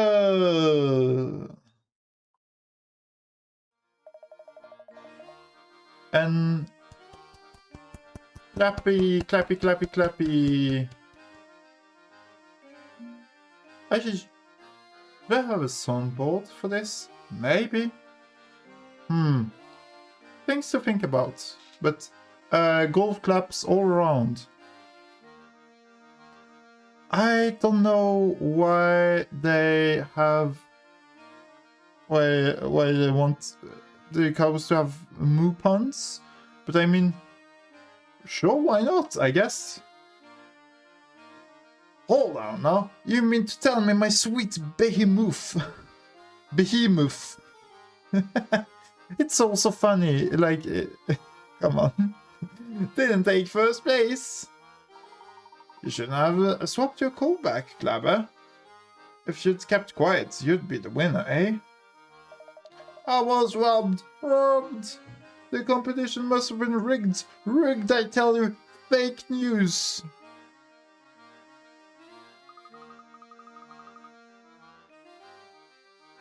Move!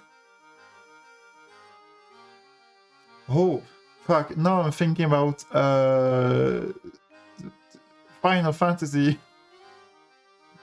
What if move? Or also instead of Bahamut.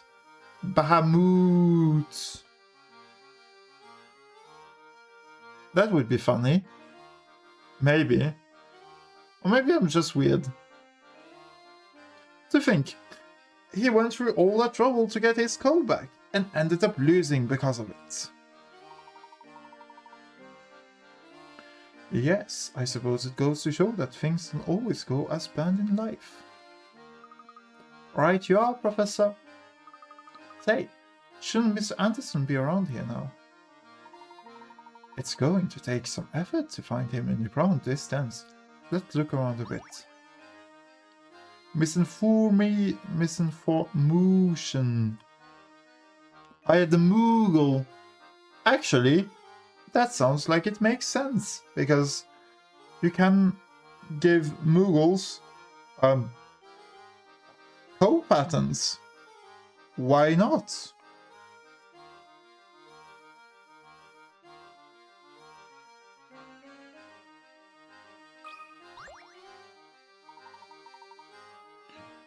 Ever heard the old saying, "His clothes maketh the man"? Well, from the look of your dudes, I say you've got your act together, so try this puzzle on for size. Okay. A change of clothes. A, B, and C started off with shirts and trousers of the same color. A wore red, B wore blue, and C wore white. They were then blindfolded and swapped items of clothing. After they took their blindfold off, here's what they said. A. No one's shirt and trousers match. It looks like B says, it looks like he's the only one of us who didn't keep any of his original clothes. C says, I don't know if I like these red trousers. Touch the people to change clothing and assemble their current outfits. Huh. None of the shirts and trousers match.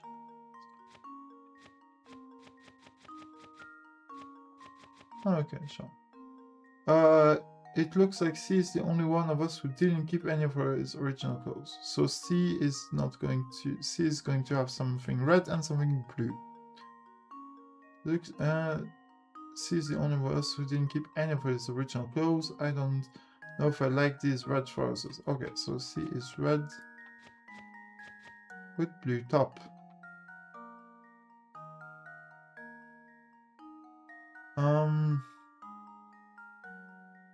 Any of original clothes. So you kept something. You must have kept. This must be it, I think. C has red trousers.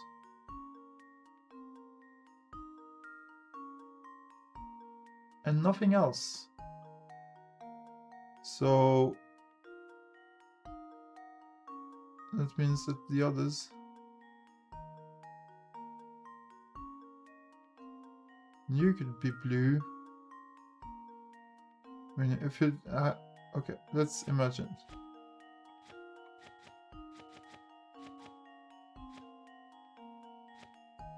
Let's imagine that you kept the. You cannot have the red bottom, but you have to keep something from the original. So let's say that you have red top, then you would have nothing original, so that cannot be it, so it has to be this, which means that we have this and this. Okay, sure. Consider this puzzle solved. Kind of a weird puzzle, not gonna lie.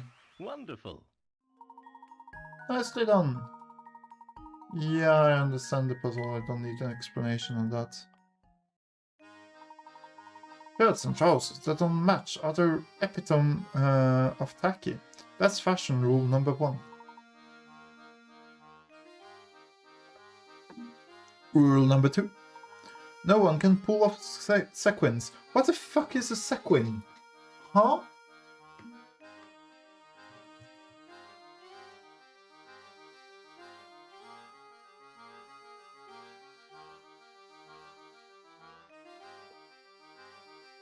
Huh?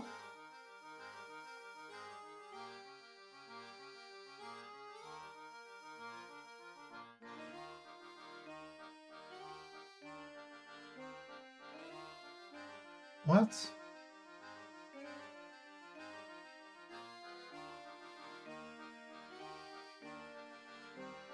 According to Google,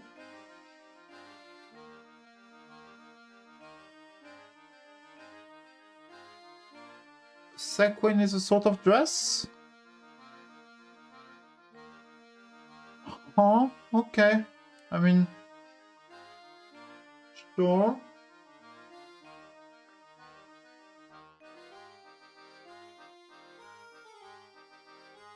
I don't know much about women's fashion, so if you say that nobody can pull off sequins, maybe. But with that swish suit of yours, you're golden. No swanky nightclubs will turn you away. I guarantee it.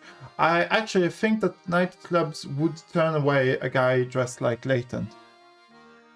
I don't think I've been to a single bar that would, like, think that this is normal clothing.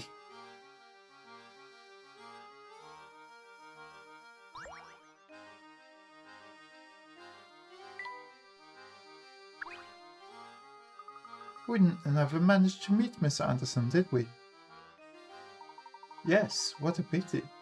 I had a feeling he'd provide us with a lead on the Elysian box. Hey, fellows. I haven't seen you around these parts before. I heard you chatting about Mr. Anderson. I thought to myself, hey, I can help. Yeah, I'll point him out. Ah, it's a puzzle.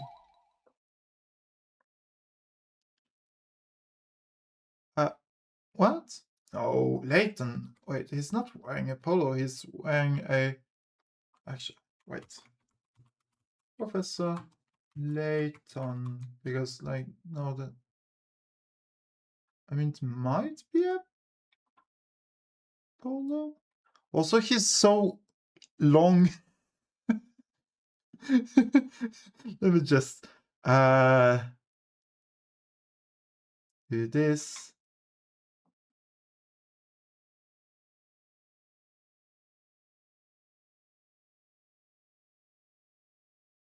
What did I... He's so... He's like... What if a man was very tall? Do you think that's a polo? Oh, I rock a top hat. I don't know. Might hurt my ears, maybe. I mean, the one thing that I really don't like about Layton's outfit is the huge collar that he has.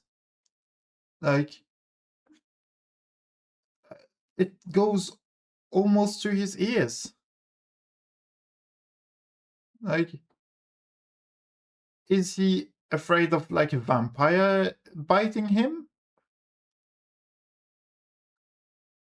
Because, like, his neck is completely... Yeah, like, the popped collar is... It's the weirdest part of his outfit, and he's wearing a top hat that is, like, twice the size of his head.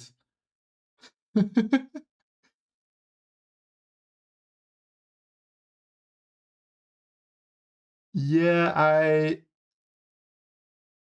but you... I mean, it... Yeah, actually, you're right. It might be a polo. With, like, how the V-neck is going on.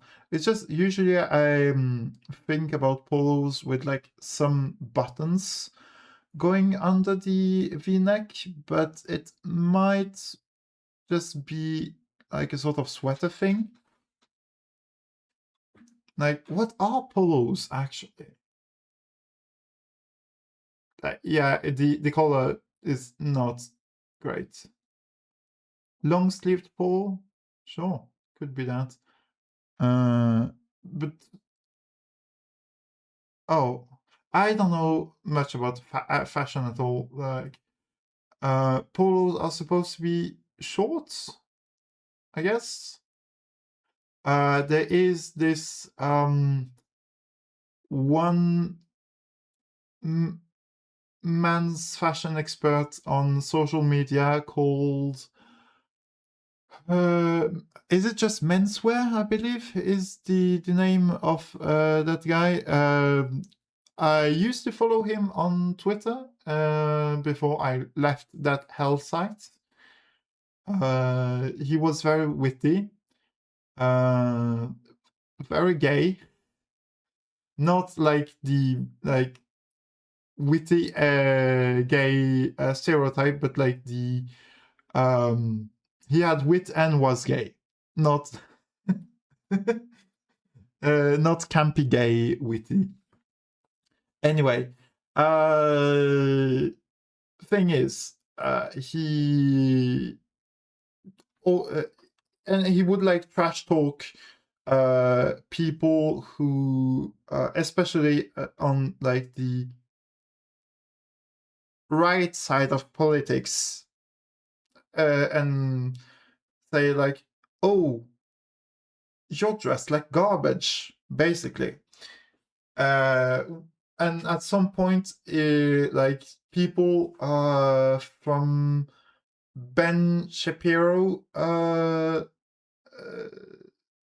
the Ben Shapiro podcast or thing, I don't know quite, I cannot be fucking bothered, but people from his team, I guess, went to contact him because they were like, hey, you like criticizing outfits, here is Ben Shapiro, who is always dressed nicely, try to criticize this. And he did, and he said like, well, basically like, you have expensive outfits, but that doesn't mean that you're well dressed. So take that, I guess.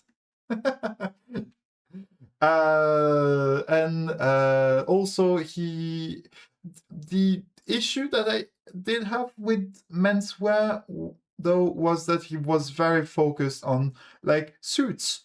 And yes, a good suit is good. That being said, not everybody can afford it, first of all.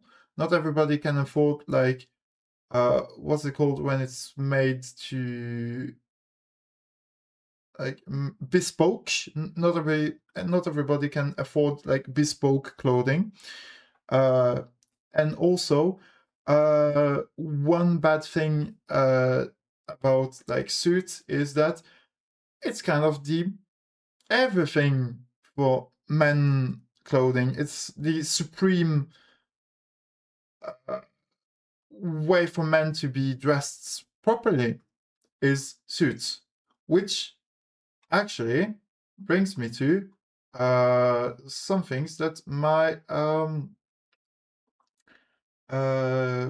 Catboy has, which is should have actually that's like one of the things why I'm not in a suit in my Catboy avatar and instead a shirt and suspenders, because I think that that looks nice.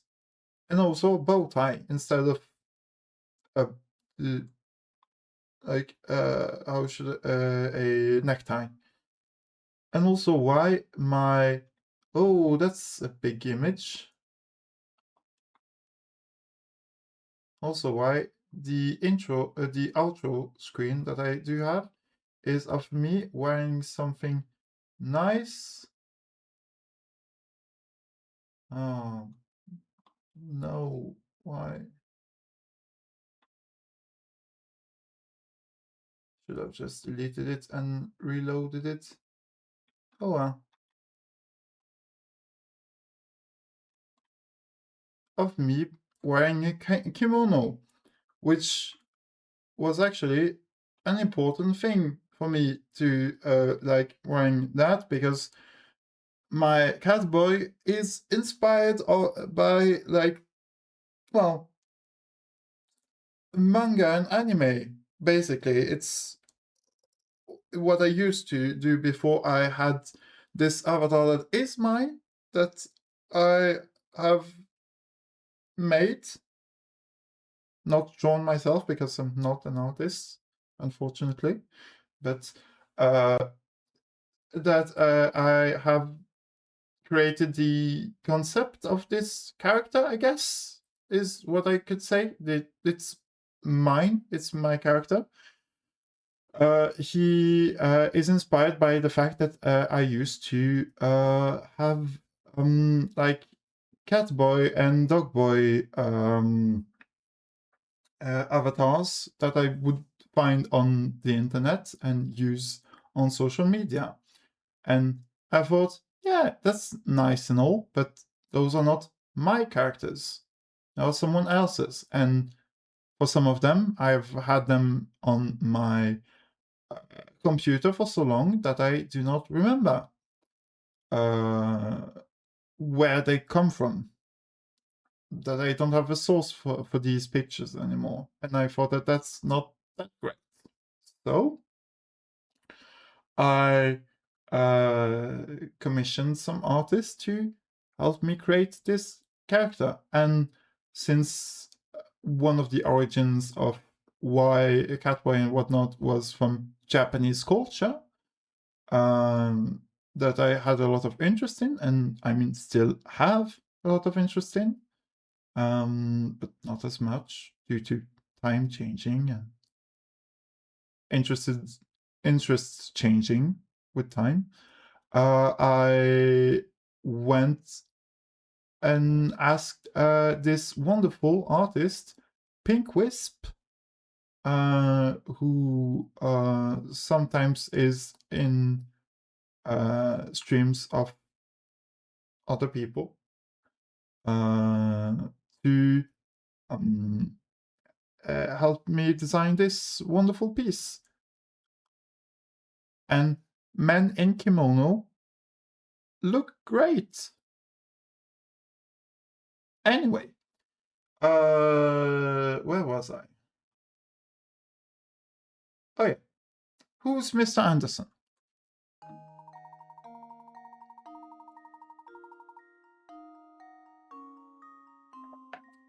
I just saw Mr. Anderson around here a minute ago. He shouldn't be too hard to spot with that beard and hat. Yep, he's a real gentleman, and he always looks smart with his cane and that dapper little bow tie. Oh, and he doesn't wear glasses, in case you're wondering. Look, there he is now, using the clues in the both's statement. Can you find and circle Mr. Anderson in the grounds? Yeah, the art that Pink made, well, is very good. I like it quite a lot. I should commission more art of my Sona, but the thing is, it costs money, and I don't have infinite of that, unfortunately. But I do want to have more art of my Catboy avatar. I do want to have more art of my furry OCs. A lot of stuff. So just a second, need to... Ah, oops. Not meant to do that.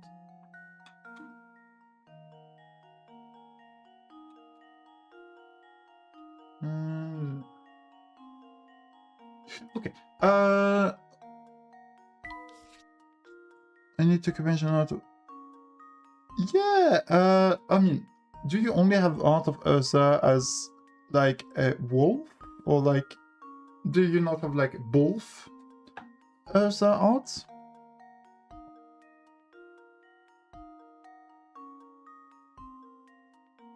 Yeah, I see.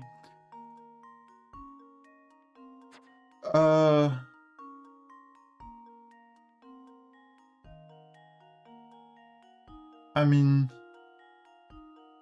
didn't you actually say that you were going to commission some art for your album that is coming out soon? Also, when your album is coming out and whenever the art of the cover is coming out, please tell me. I would love to promote your stuff. It has not been revealed yet? Okay, well, that's perfectly fine. Oh, actually, are you going to do a listen party like you did with the... Oh, fuck. The video game... Sorry,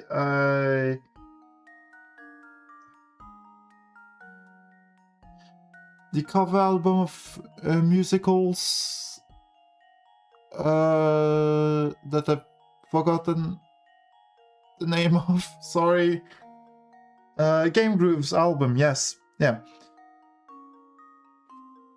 Yeah. Well, if you have a listen party, that sounds lovely. Please remember to tell us all about it in all the servers that you're in, and I would love to join and listen.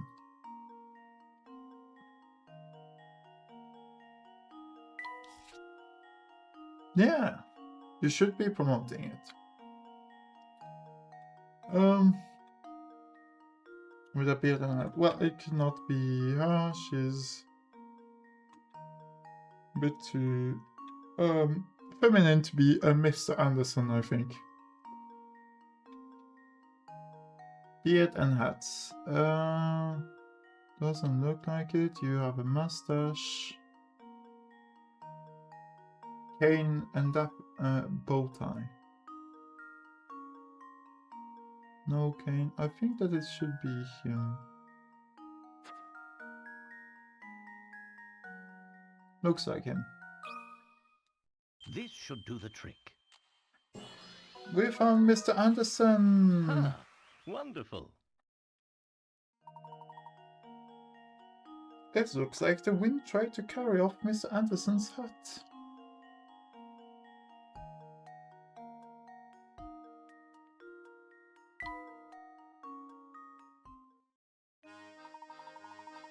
Oh boy, he looks like a Professor Layton person. All right. Oh yeah, one thing that I'm just thinking about also is a bit of a clash of art style between the Professor Layton universe and the Ace Attorney universe. Huh. Now that I'm thinking about it. Because I guess Ace Attorney is a bit more anime-like, and this is a bit more... What if Japanese artists try to make like British people? What if the British were invented by the Japanese? Yes, that sounds like something.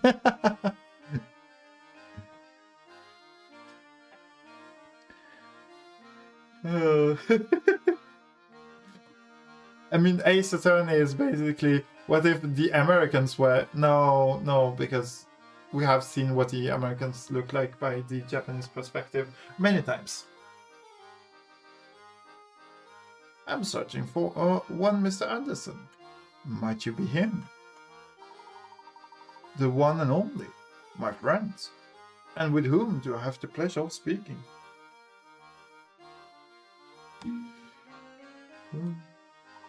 The name is Herschel Layton. My friends and I have come to find this fine place in search of the Elysian box. Once again, okay, just... We are here, so... The whole thing about this Elysian box is... well, why we are here is... The... mentor...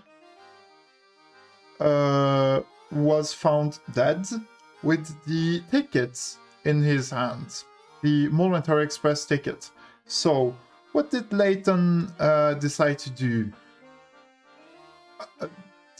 Travel with the Momentary Express to some destination. Who knows where? Can you just do that on a train? I don't think so. I've never done that with a train.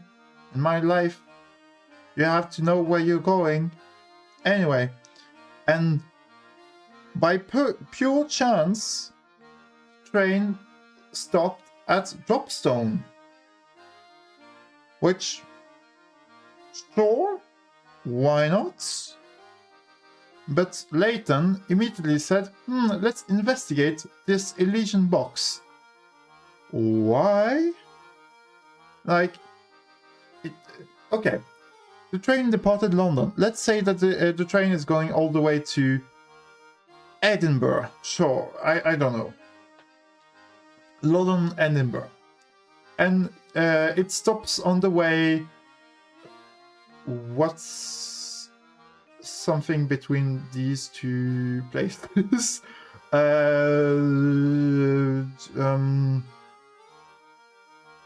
Let's say that Dropstone is just one random town between those two. And Layton just says, well, we have stopped here for repairs. Let us travel. This story is a bit nonsensical, not gonna lie, but oh well, such is life.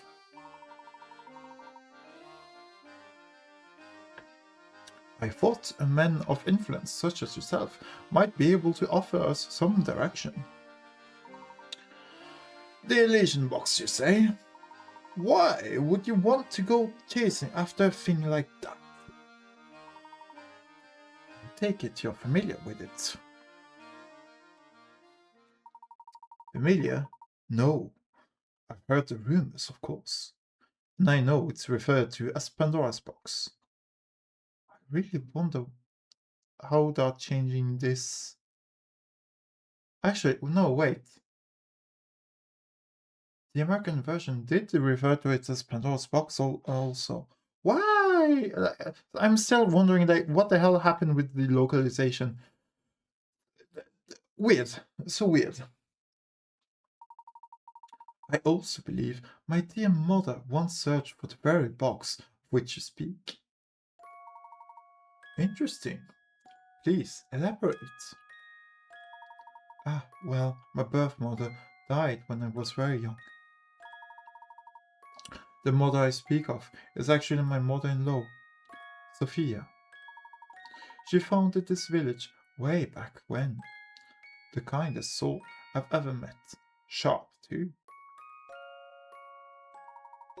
I married into her family, but she treated me like one of her flesh, like her own flesh and blood.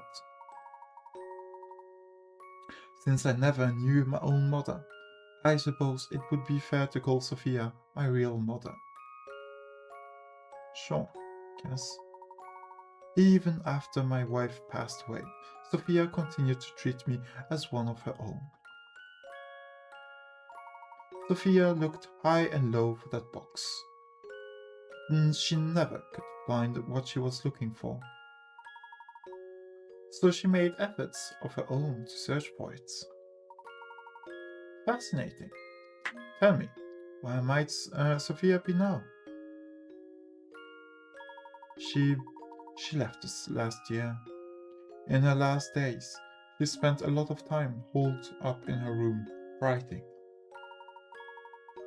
Sadly, I never found out why she was so intent on getting her hand on that box. I see. I'm sorry for your loss. Thank you. Well, my mother may have known something about the subject, but she's gone now. No, you know as much as I do. I regret that I couldn't be more help to you, sir. Not at all, Mr. Anderson. I've learned a great deal from our conversation. You have my thanks. Oh, one thing before you go, Mr. Layton. Please take a look around you. These picturesque hills, these happy people, Dropstone has been blessed with so much. Sophia built this place from scratch into a village full of warmth and camaraderie. Dropstone must never be allowed to wither and die like so many other villages. After all, This place owes its current prosperity to the many sacrifices she made.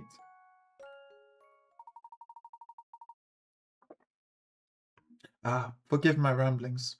Once I start talking, I sometimes have trouble stopping.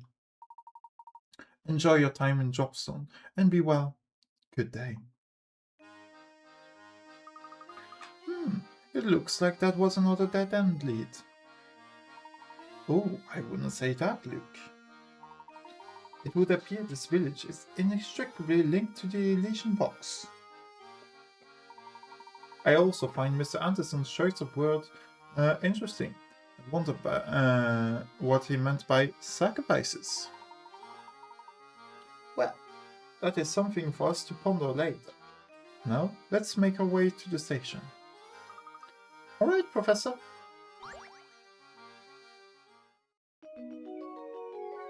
The Professor, Luke, and Flora decide to head back to the train station. So, once again, this is something that young me in my how old were I? 12 years old when I was 12, 13 maybe. Was like, oh, I don't understand anything about this story because it's in English due to the game being region locked and you cannot change the language of the game. My cartridge was in English. Actually, do I still have the cartridge with me, or is it something that I sold maybe? I think... Let me look. I have some weirdo stuff here.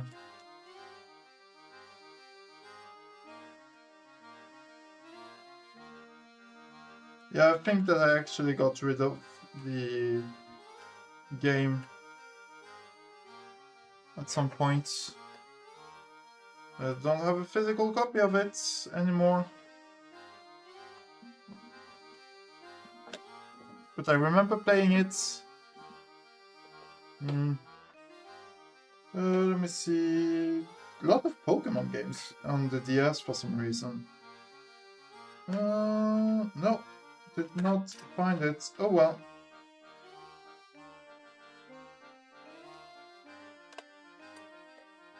If I have left it in France while I was moving, I would be kind of pissed, not gonna lie. But I mean, one day I should travel back to, well, get stuff that I've left there. I have some magic cards still over there.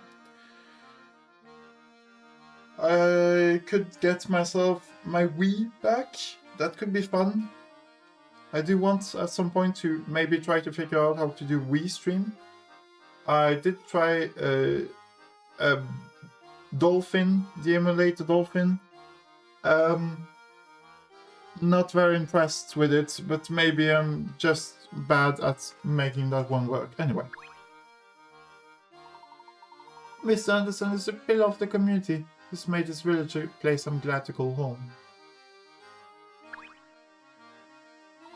Yeah, I'm just about the slickest dresser in all of Topstone. See this hat? No one else can pull off a look this edgy. Oh, it's a backward hat! Oh no, it doesn't suit you at all. Sorry, no, cringe. Too bad. You tried so hard, but you did so poorly. Oh dear, oh dear, oh dear, wait. Oh dear, oh dear. The train scheduled to depart any minute now, and she's still not here. Everyone's effort will have been in vain if she misses the train out of town. Oh my, oh my. Maybe women just need more time to get ready for things like this. Oh, why must she make me worry? Excuse me, but are you waiting for someone? It's none of your business. We haven't even told the master about what we're doing. Okay, he's the butler or something, waiting for the daughter to go. Luke, perhaps it's best to leave him be. Sometimes it's best not to barge into the affairs of others. Well, if he doesn't want us to talk to him, maybe he shouldn't be thinking out loud. I guess. For some reason, all the old-timers here are really cagey about the origins of the Dogstone. I've got a hunch that something strange would have happened here before the village was founded.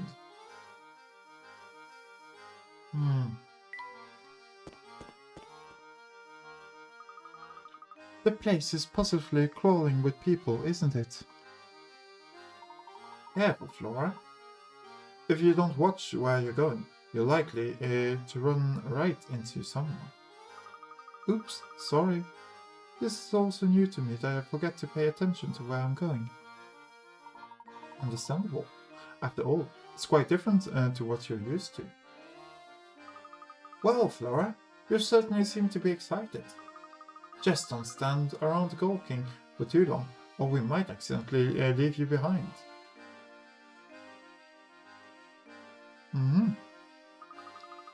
Wow, look, what's that? Ooh, and look, there's another one over there. Huh? Professor? Luke? Where did you two go?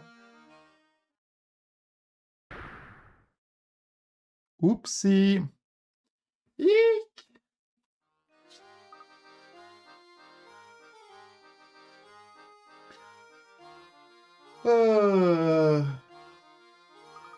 Oh no, Professor, Flora's gone. Oh dear, we must have become separated and you crawled back there. Let's retrace our steps. It's going to be awfully hard to find her with all these people about.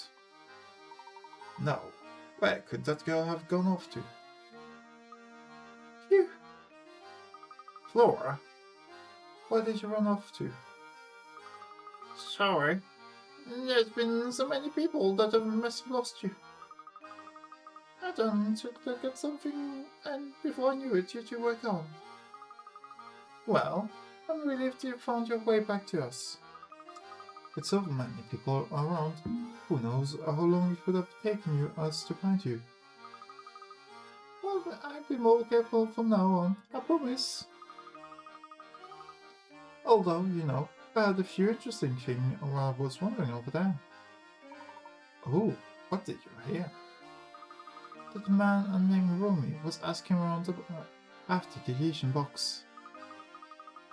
If we can track him down, maybe he can tell us something that we don't know.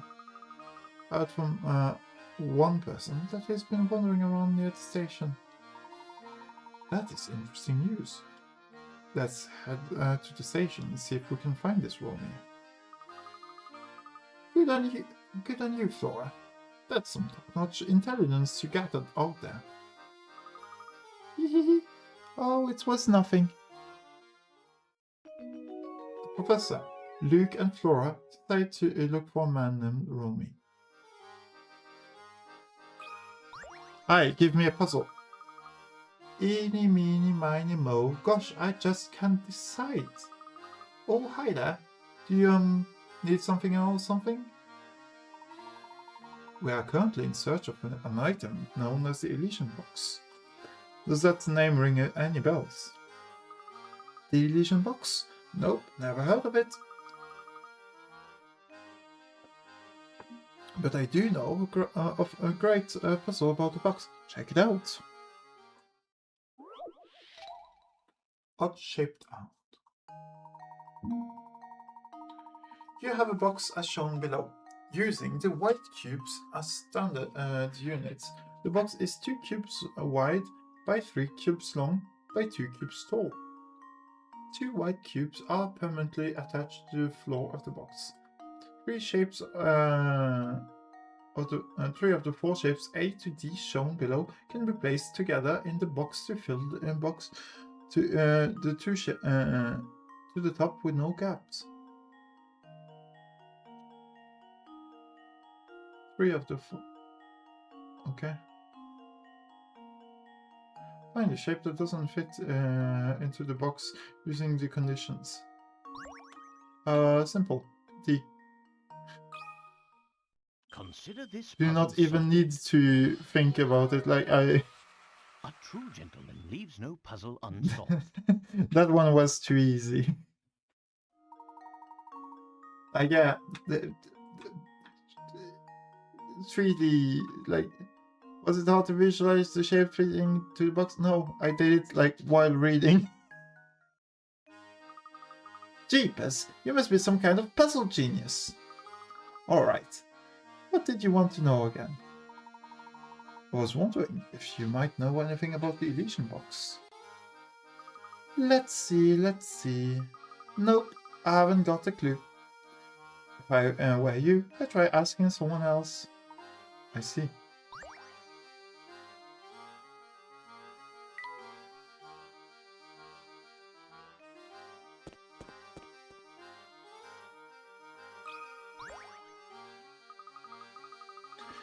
This whole festival is being put on by the Andersons, the wealthiest family in the village.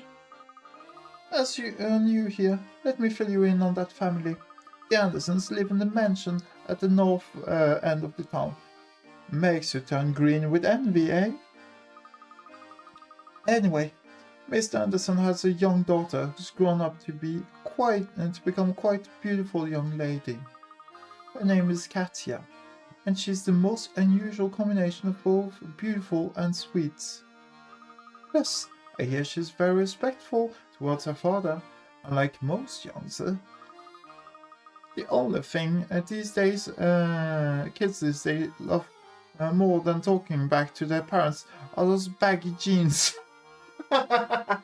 Oh, yes, the baggy jeans of the late 2000s. Not a thing. I think about like the 90s maybe. Oh, sorry. I do believe I've gone off on a bit of a rant. Do you need something from me? Do you want me to rant about how video game causes violence? Or how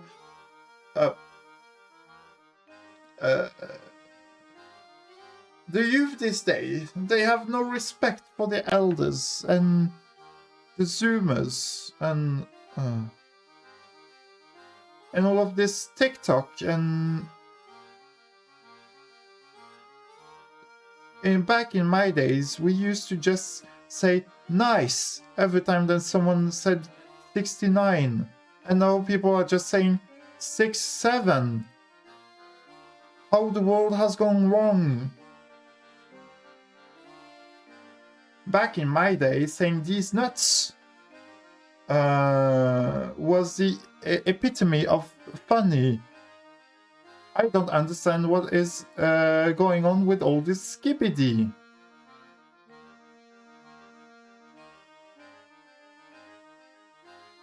Back in my days, we had memes that would last for like forever because nothing was going on the internet. We had lolcats. And today, everything is AI generated. I mean, actually, that one kind of stings.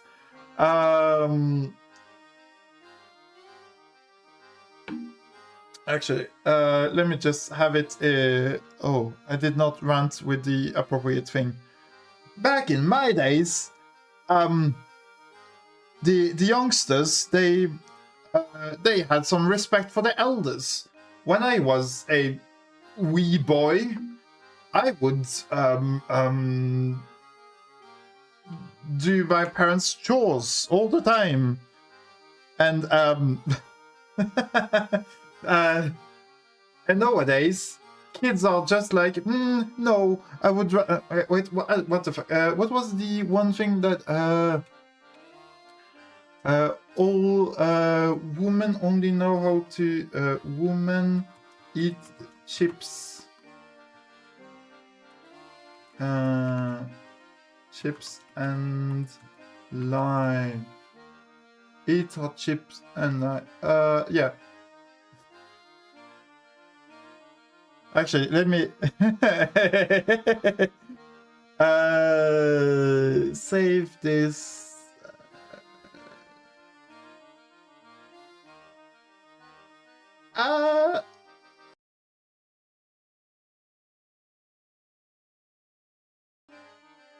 I was just looking for the hot chips and live thing and did not realize that that word was there. Oops.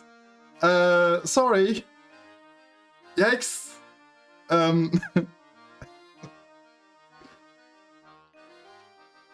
Oops. Anyway, rant over, joke rant over. Let's move on. Hi, bye. Hi. The Elysian box. Yeah, Miss, could you please finish your rant so that I can move on? Give me your puzzle. Get me out of here.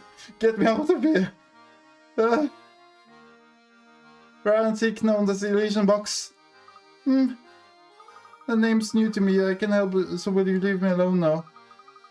Gem puzzle box.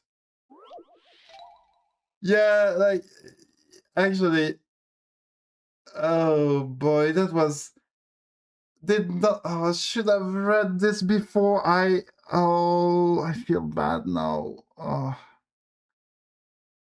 Why did I just print out the thing like it was the hot chips and live thing?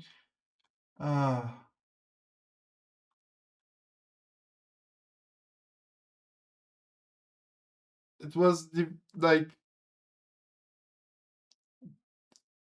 women these days cannot cook. All they know is, like, be on their phone. I deleting the vote because of that. Well,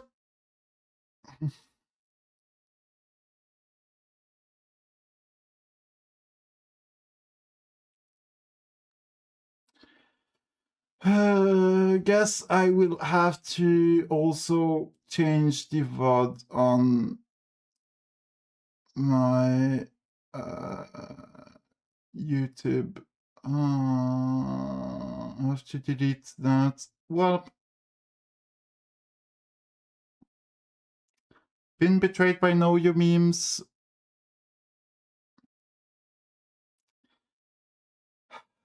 Tragic.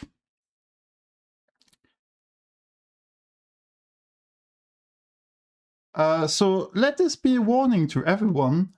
If you want to show text on your stream, read it before you get it out. Because otherwise, you might just fuck up.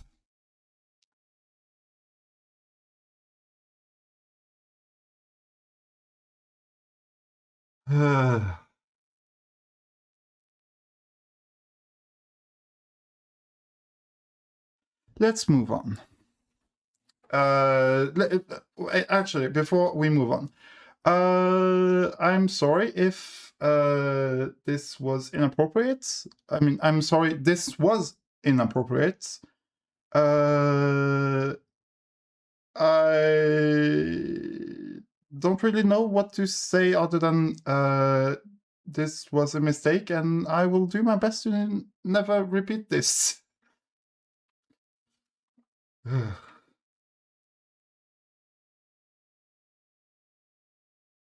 Let's do this puzzle.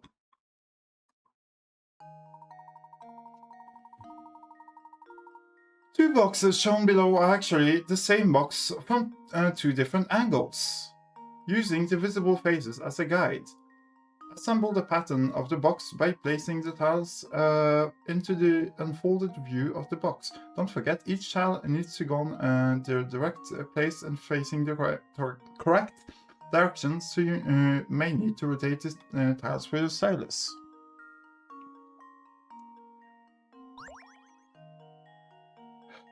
Okay. So, the spade is moved. We have, oops, memo. Heart should be here. But the orientation is... So we have this.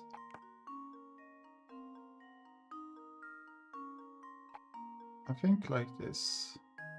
Yeah. Actually, wait. Yeah.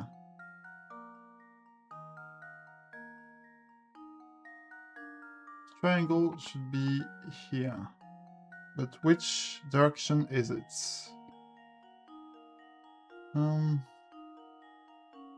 Under... Moved. I think that this is correct. This. Pointing up.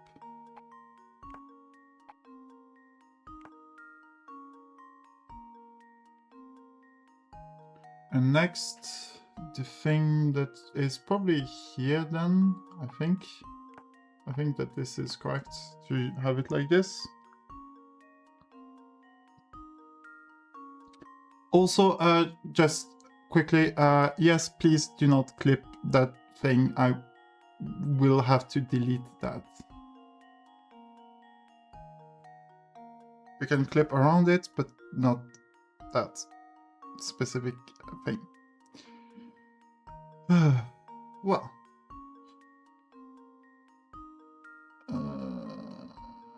What's the orientation here?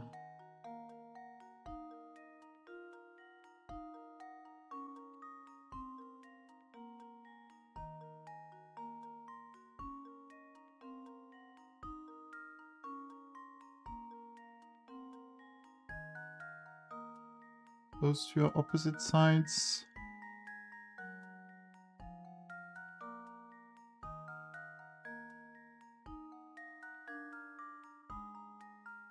This is down, down.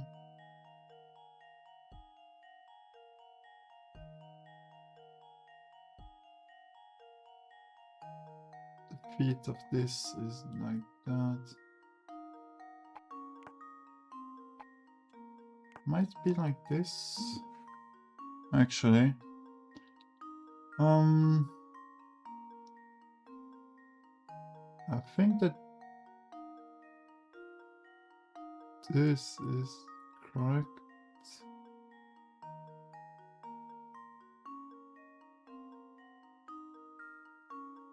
Maybe it's not.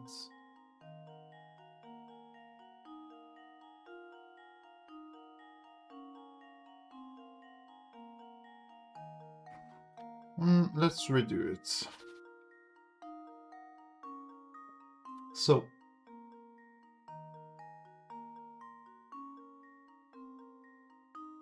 This one. Pretty sure the hearts will go this way.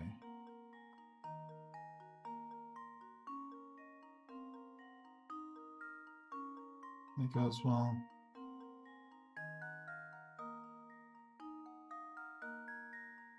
Wait, no. Can't be that. If it's the heart here, then it's like this.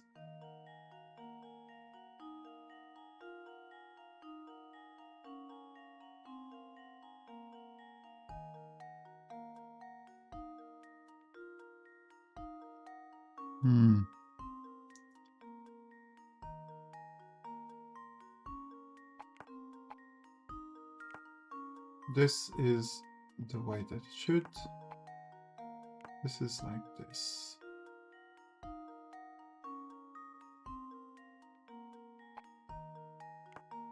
Then I would believe that this is like this is like this. What's the direction of the club?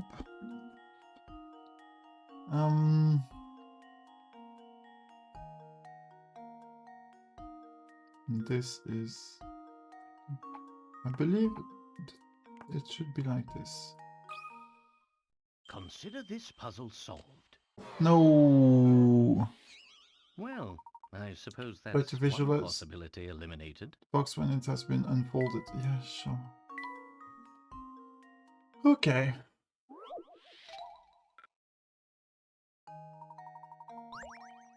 Oh, they give me this back. Okay. I think that it's this one that is wrong.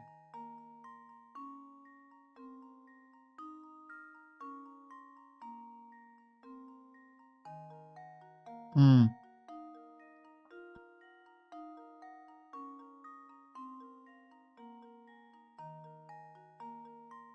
And this one fold, its feet are facing that. Maybe it's this way instead. Oh, maybe that's correct. And now to test my theory. Nope. Oh, my. This one is quite formidable. Maybe I should use hints on this.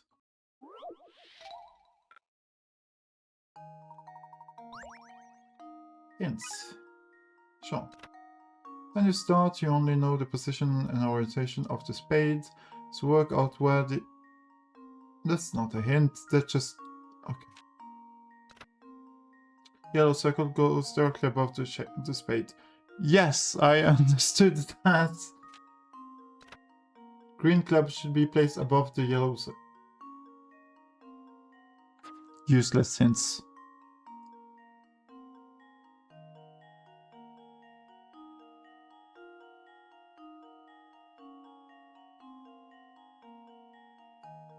The heart is in correct spots.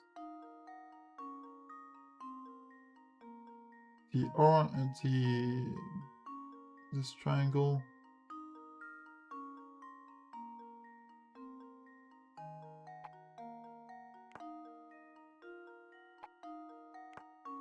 This side is going to go under here, so this is the correct space. So it's...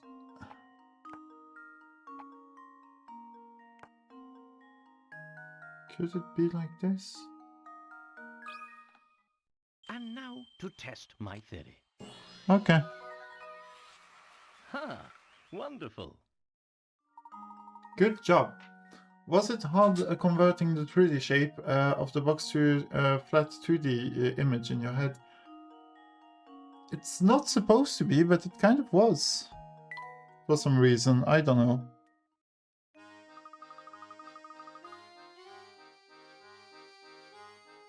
Well, lay me on the washing line and call me bath mats. I never thought you'd solve that one. You seem like a nice man, so I'll be straight with you. I wouldn't talk about that box in these parts. But why? Well, it's complicated. No, I've given you my advice, so smarten up and follow it. Also, just Ursa, if you are still there, could you help me after this stream? Like, how do I delete the VOD? Like, is there just a button for it, or can I do it while I'm streaming to say please no VOD? Or do I have to delete it immediately after it's done?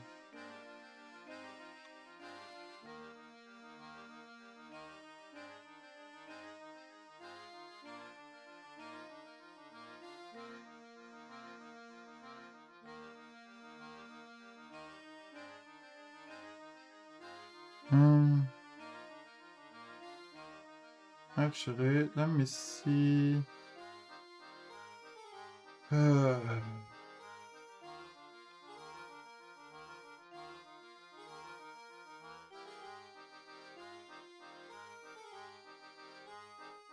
Content, can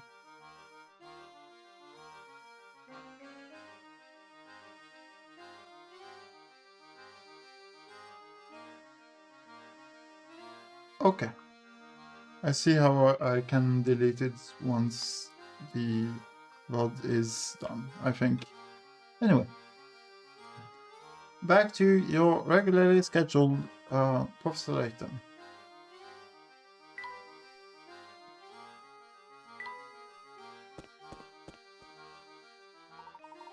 Oh, Mr. Layton, do you have a moment?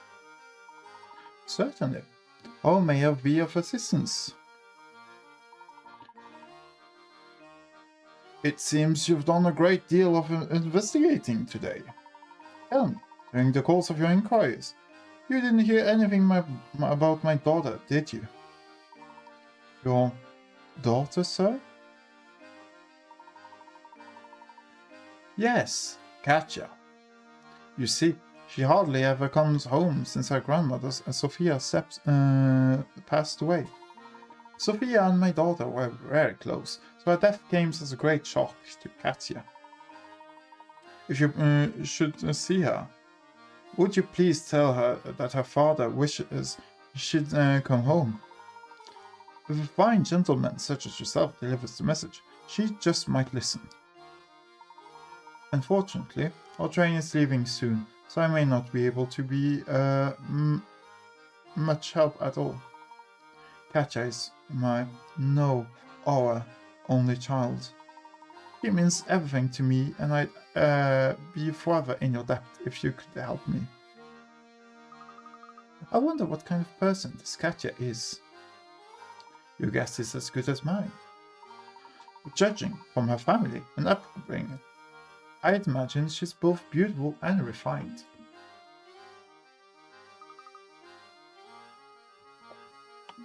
Steady on, Professor.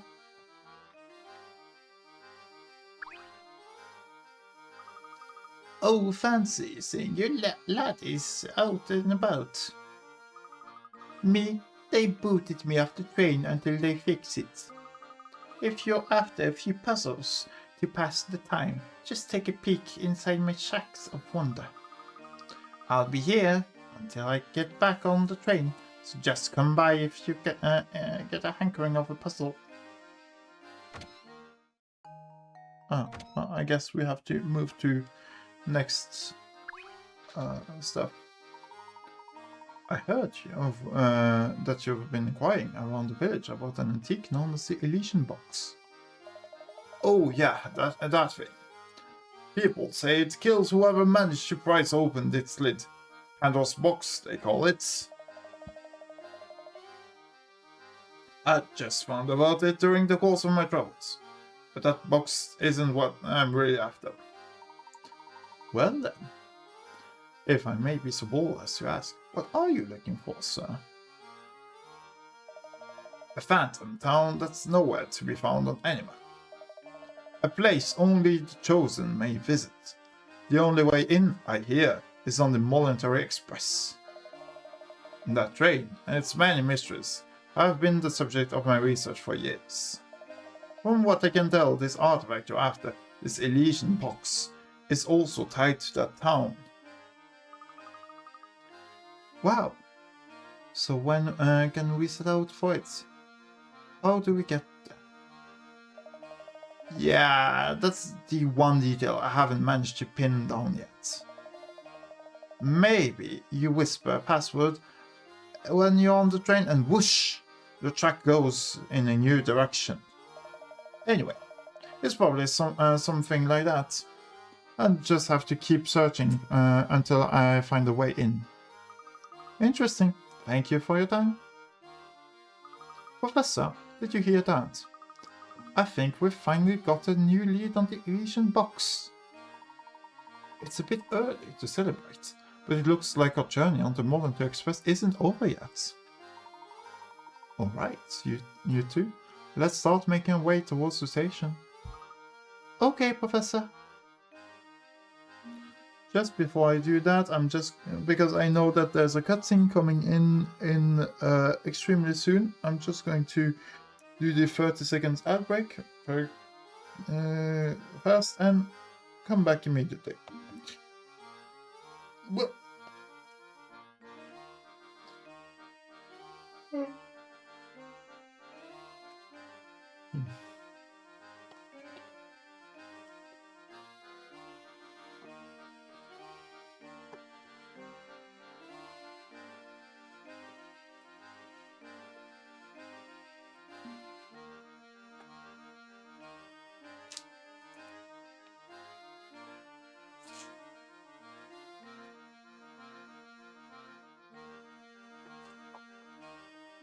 Okay. So, I will just remind people while I'm still thinking about it. YouTube. Let me just do that. I do have a YouTube channel where I post my VODs. And since I will have to delete this one from Twitch, because I cannot do anything about my Twitch VOD. I cannot, what's it called? Edit it. I can, however, edit the videos that I have on my stream. So,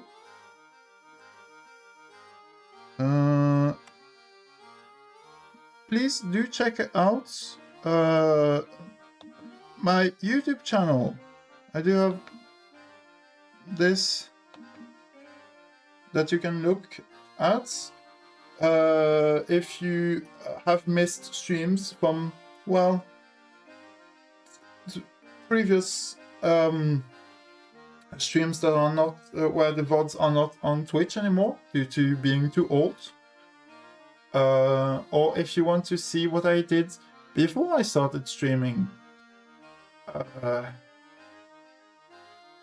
such as my Sunless Sea playthrough that I'm on hiatus since.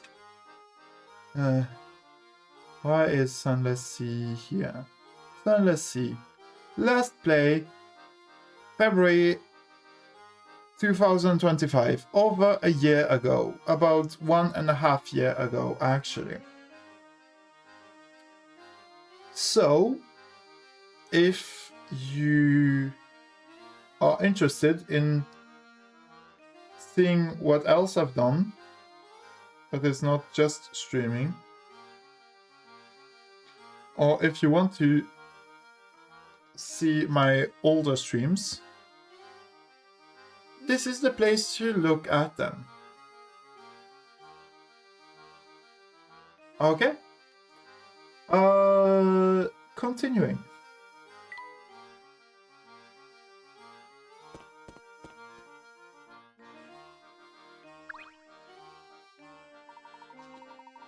Wow, yo! You've got at least 30 puzzles under your belt. What's the rock star? Who's the rock star now?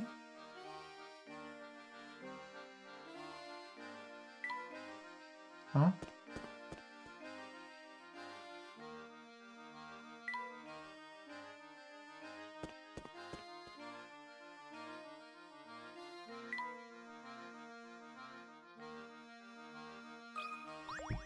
Oh, did I just have to talk to him again? Okay. How's that festival treating you dudes? Pretty righteous, eh? This train isn't ready to move quite yet, so while you're waiting, I laid this sweet puzzle on you. Sammy's necklace.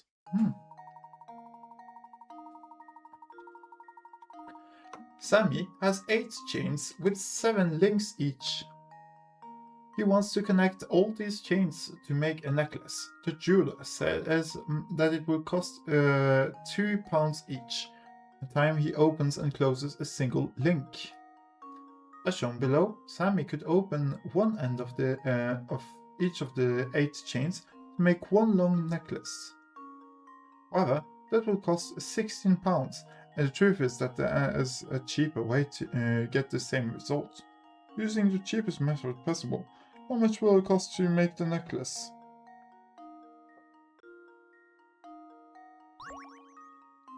Costs 2 times each time he opens and closes a single link. What?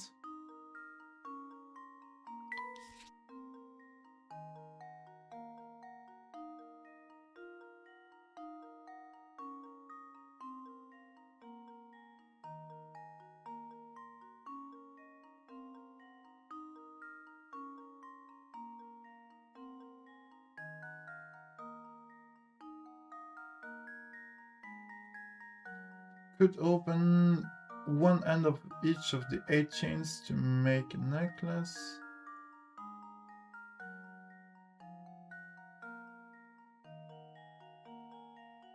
Eight chains with 7 links. I'm not sure that I 100% understand this one.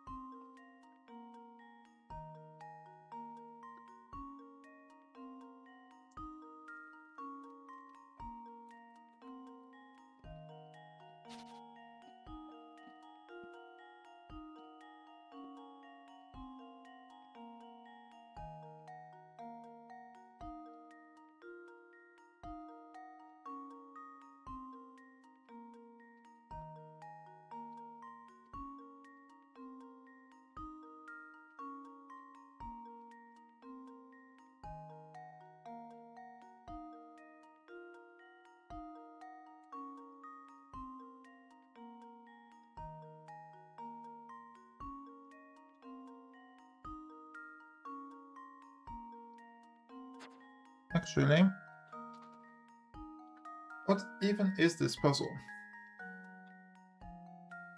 It's how to make a big necklace that connects everything here.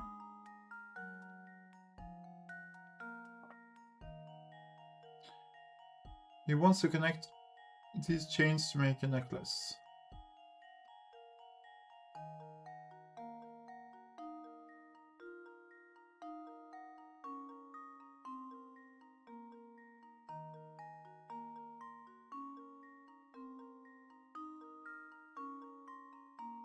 Hmm.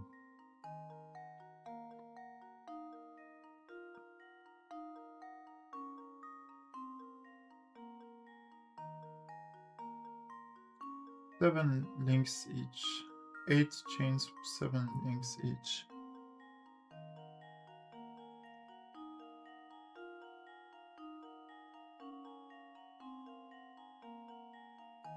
I think that I just need a hint to understand the puzzle.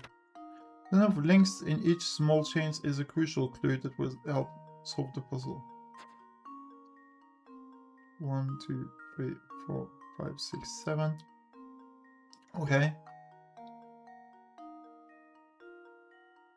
Single link.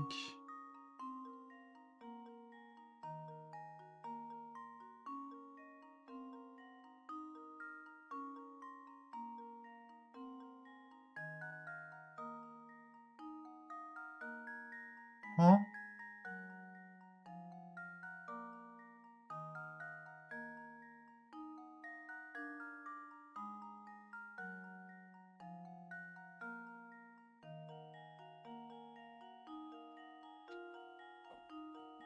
So he wants a necklace that is basically 7 times 8, 56 links.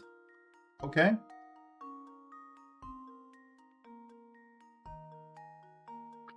Is the answer just 14? So it may be 8 because it's half actually.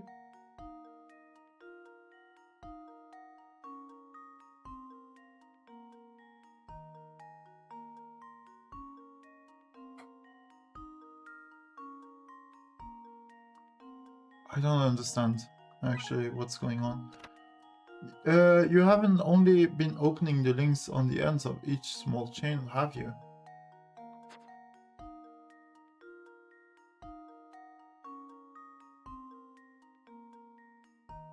So, okay, what happens if you actually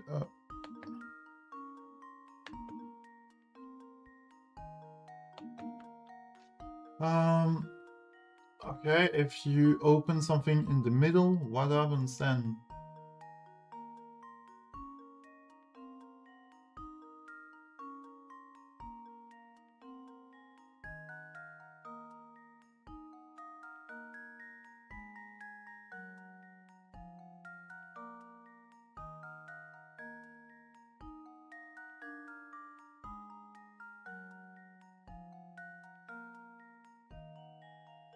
Okay, let's just imagine something.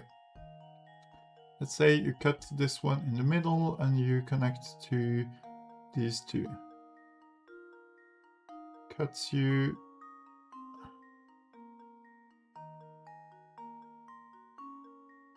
Open one link.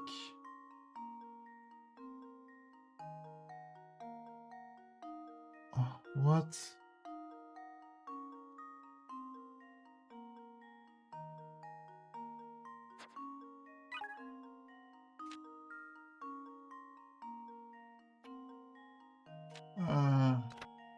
By taking one small chain, popping open each of its 7 links, and then using those individual links to connect the other small chains together.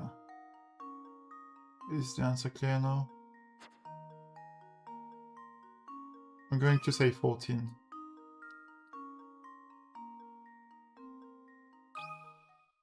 And now to test my theory. Okay, please explain. Ha! Wonderful. Oh!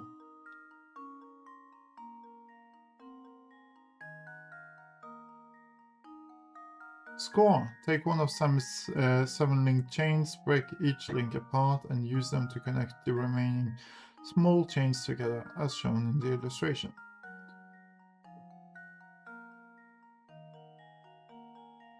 I mean, if there's not that much difference between like 14 pounds and 16 pounds.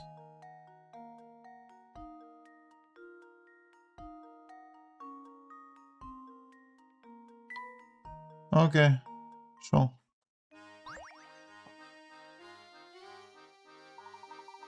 Monitor Express is back in business, baby! Get ready to ride, folks! Hey, you got better hurry back to your seats, cause this train is ready to rock. Oh, there's a lot of puzzles we've missed, apparently. Hmm?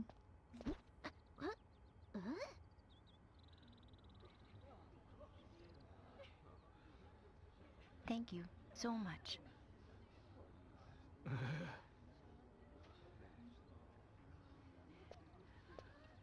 Hmm?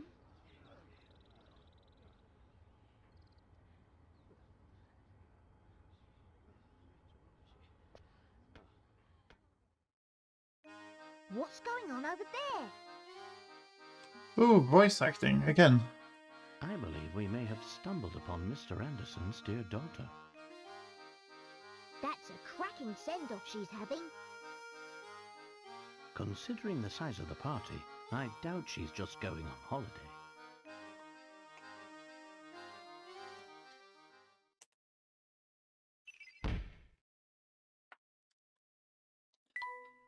Katya is the only daughter of Jobson's most influential man, Mr. Anderson, and has boarded the Monitor Express. Several villagers came to see her off, yet she travels alone. Why is Katya headed, and why is she making the journey there by herself?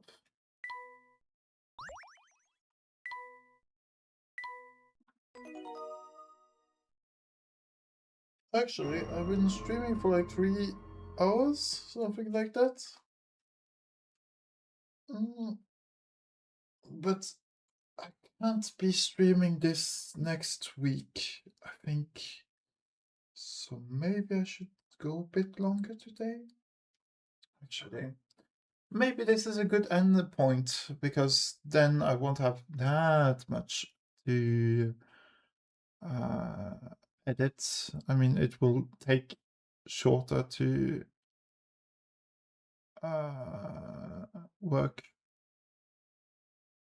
But yeah, let me see. I am going to be leaving, I think. Ending it here. We just saved, so can be stopping here.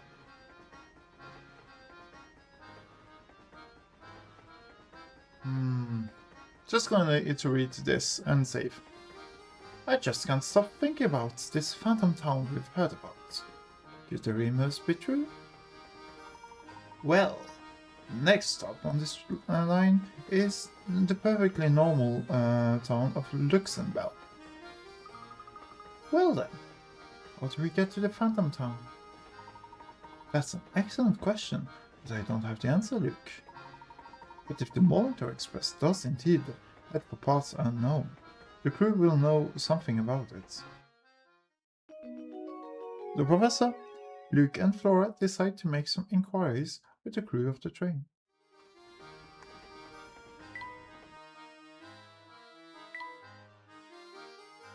Mr. Anderson's memories. I finally spoke to Mr. Anderson at the site of the livestock competition.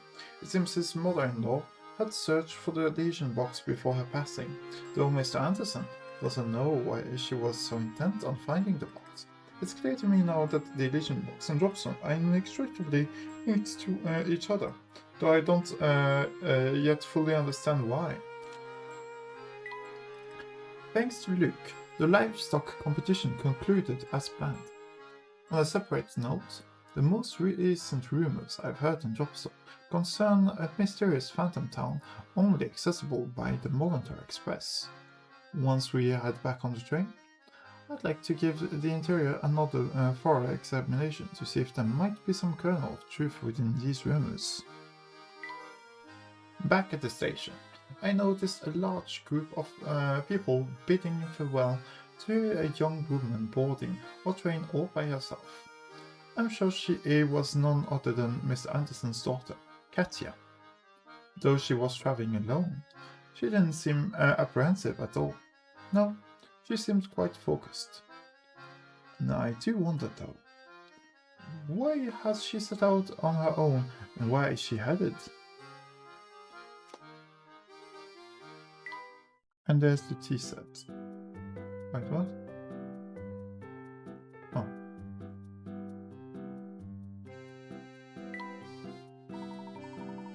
I'm feeling less than my best. Will you make your tea with oasis leaf, briskberry, and citronella seed? Oasis leaf, briskberry, and citronella seed.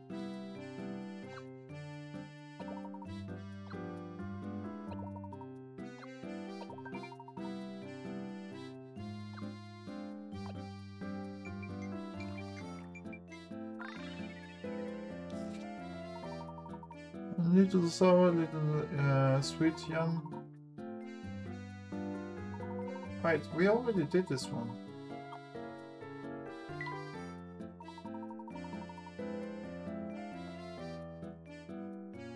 You're not helping. Anyway. Well, this is going to have to conclude today's stream. Ba-ba-bum. Where is the... There it is. Okay. Well, thank you everybody for joining. This VOD is going to be destroyed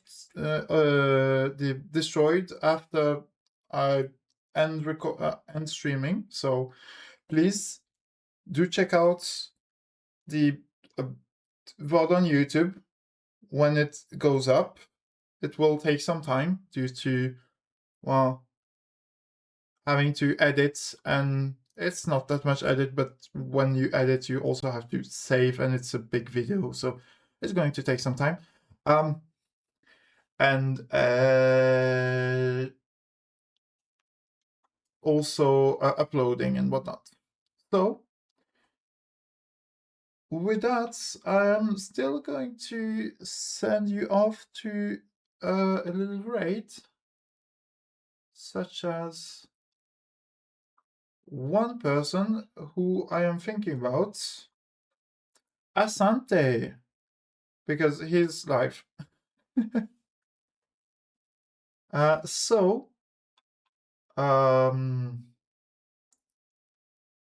me see. What kind of raid message could there be?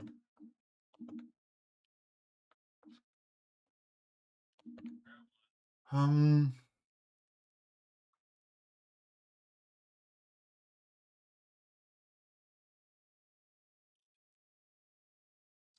don't really have. Oh yeah, yeah. Actually,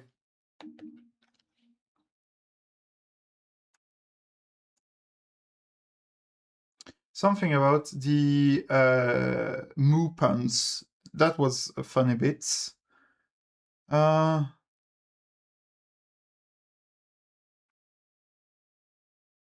What was it? The behemoth?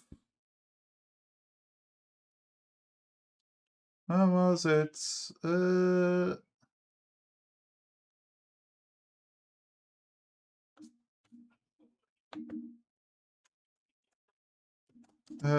Behemoth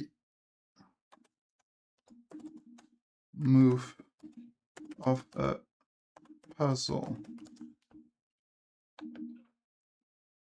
With some emotes if you have them.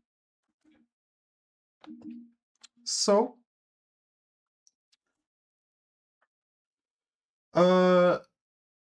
please have a nice time with Asante. He's currently doing Overwatch. And how do I do? Still struggling with all of this. Like that, start right. So, I hope you all have a wonderful time, be it morning, noon, afternoon, evening, or night. Time is weird. Time is an illusion. But you know what is not an illusion? The good things that happen when you're a nice person. Oh boy, I really should have some way to make stuff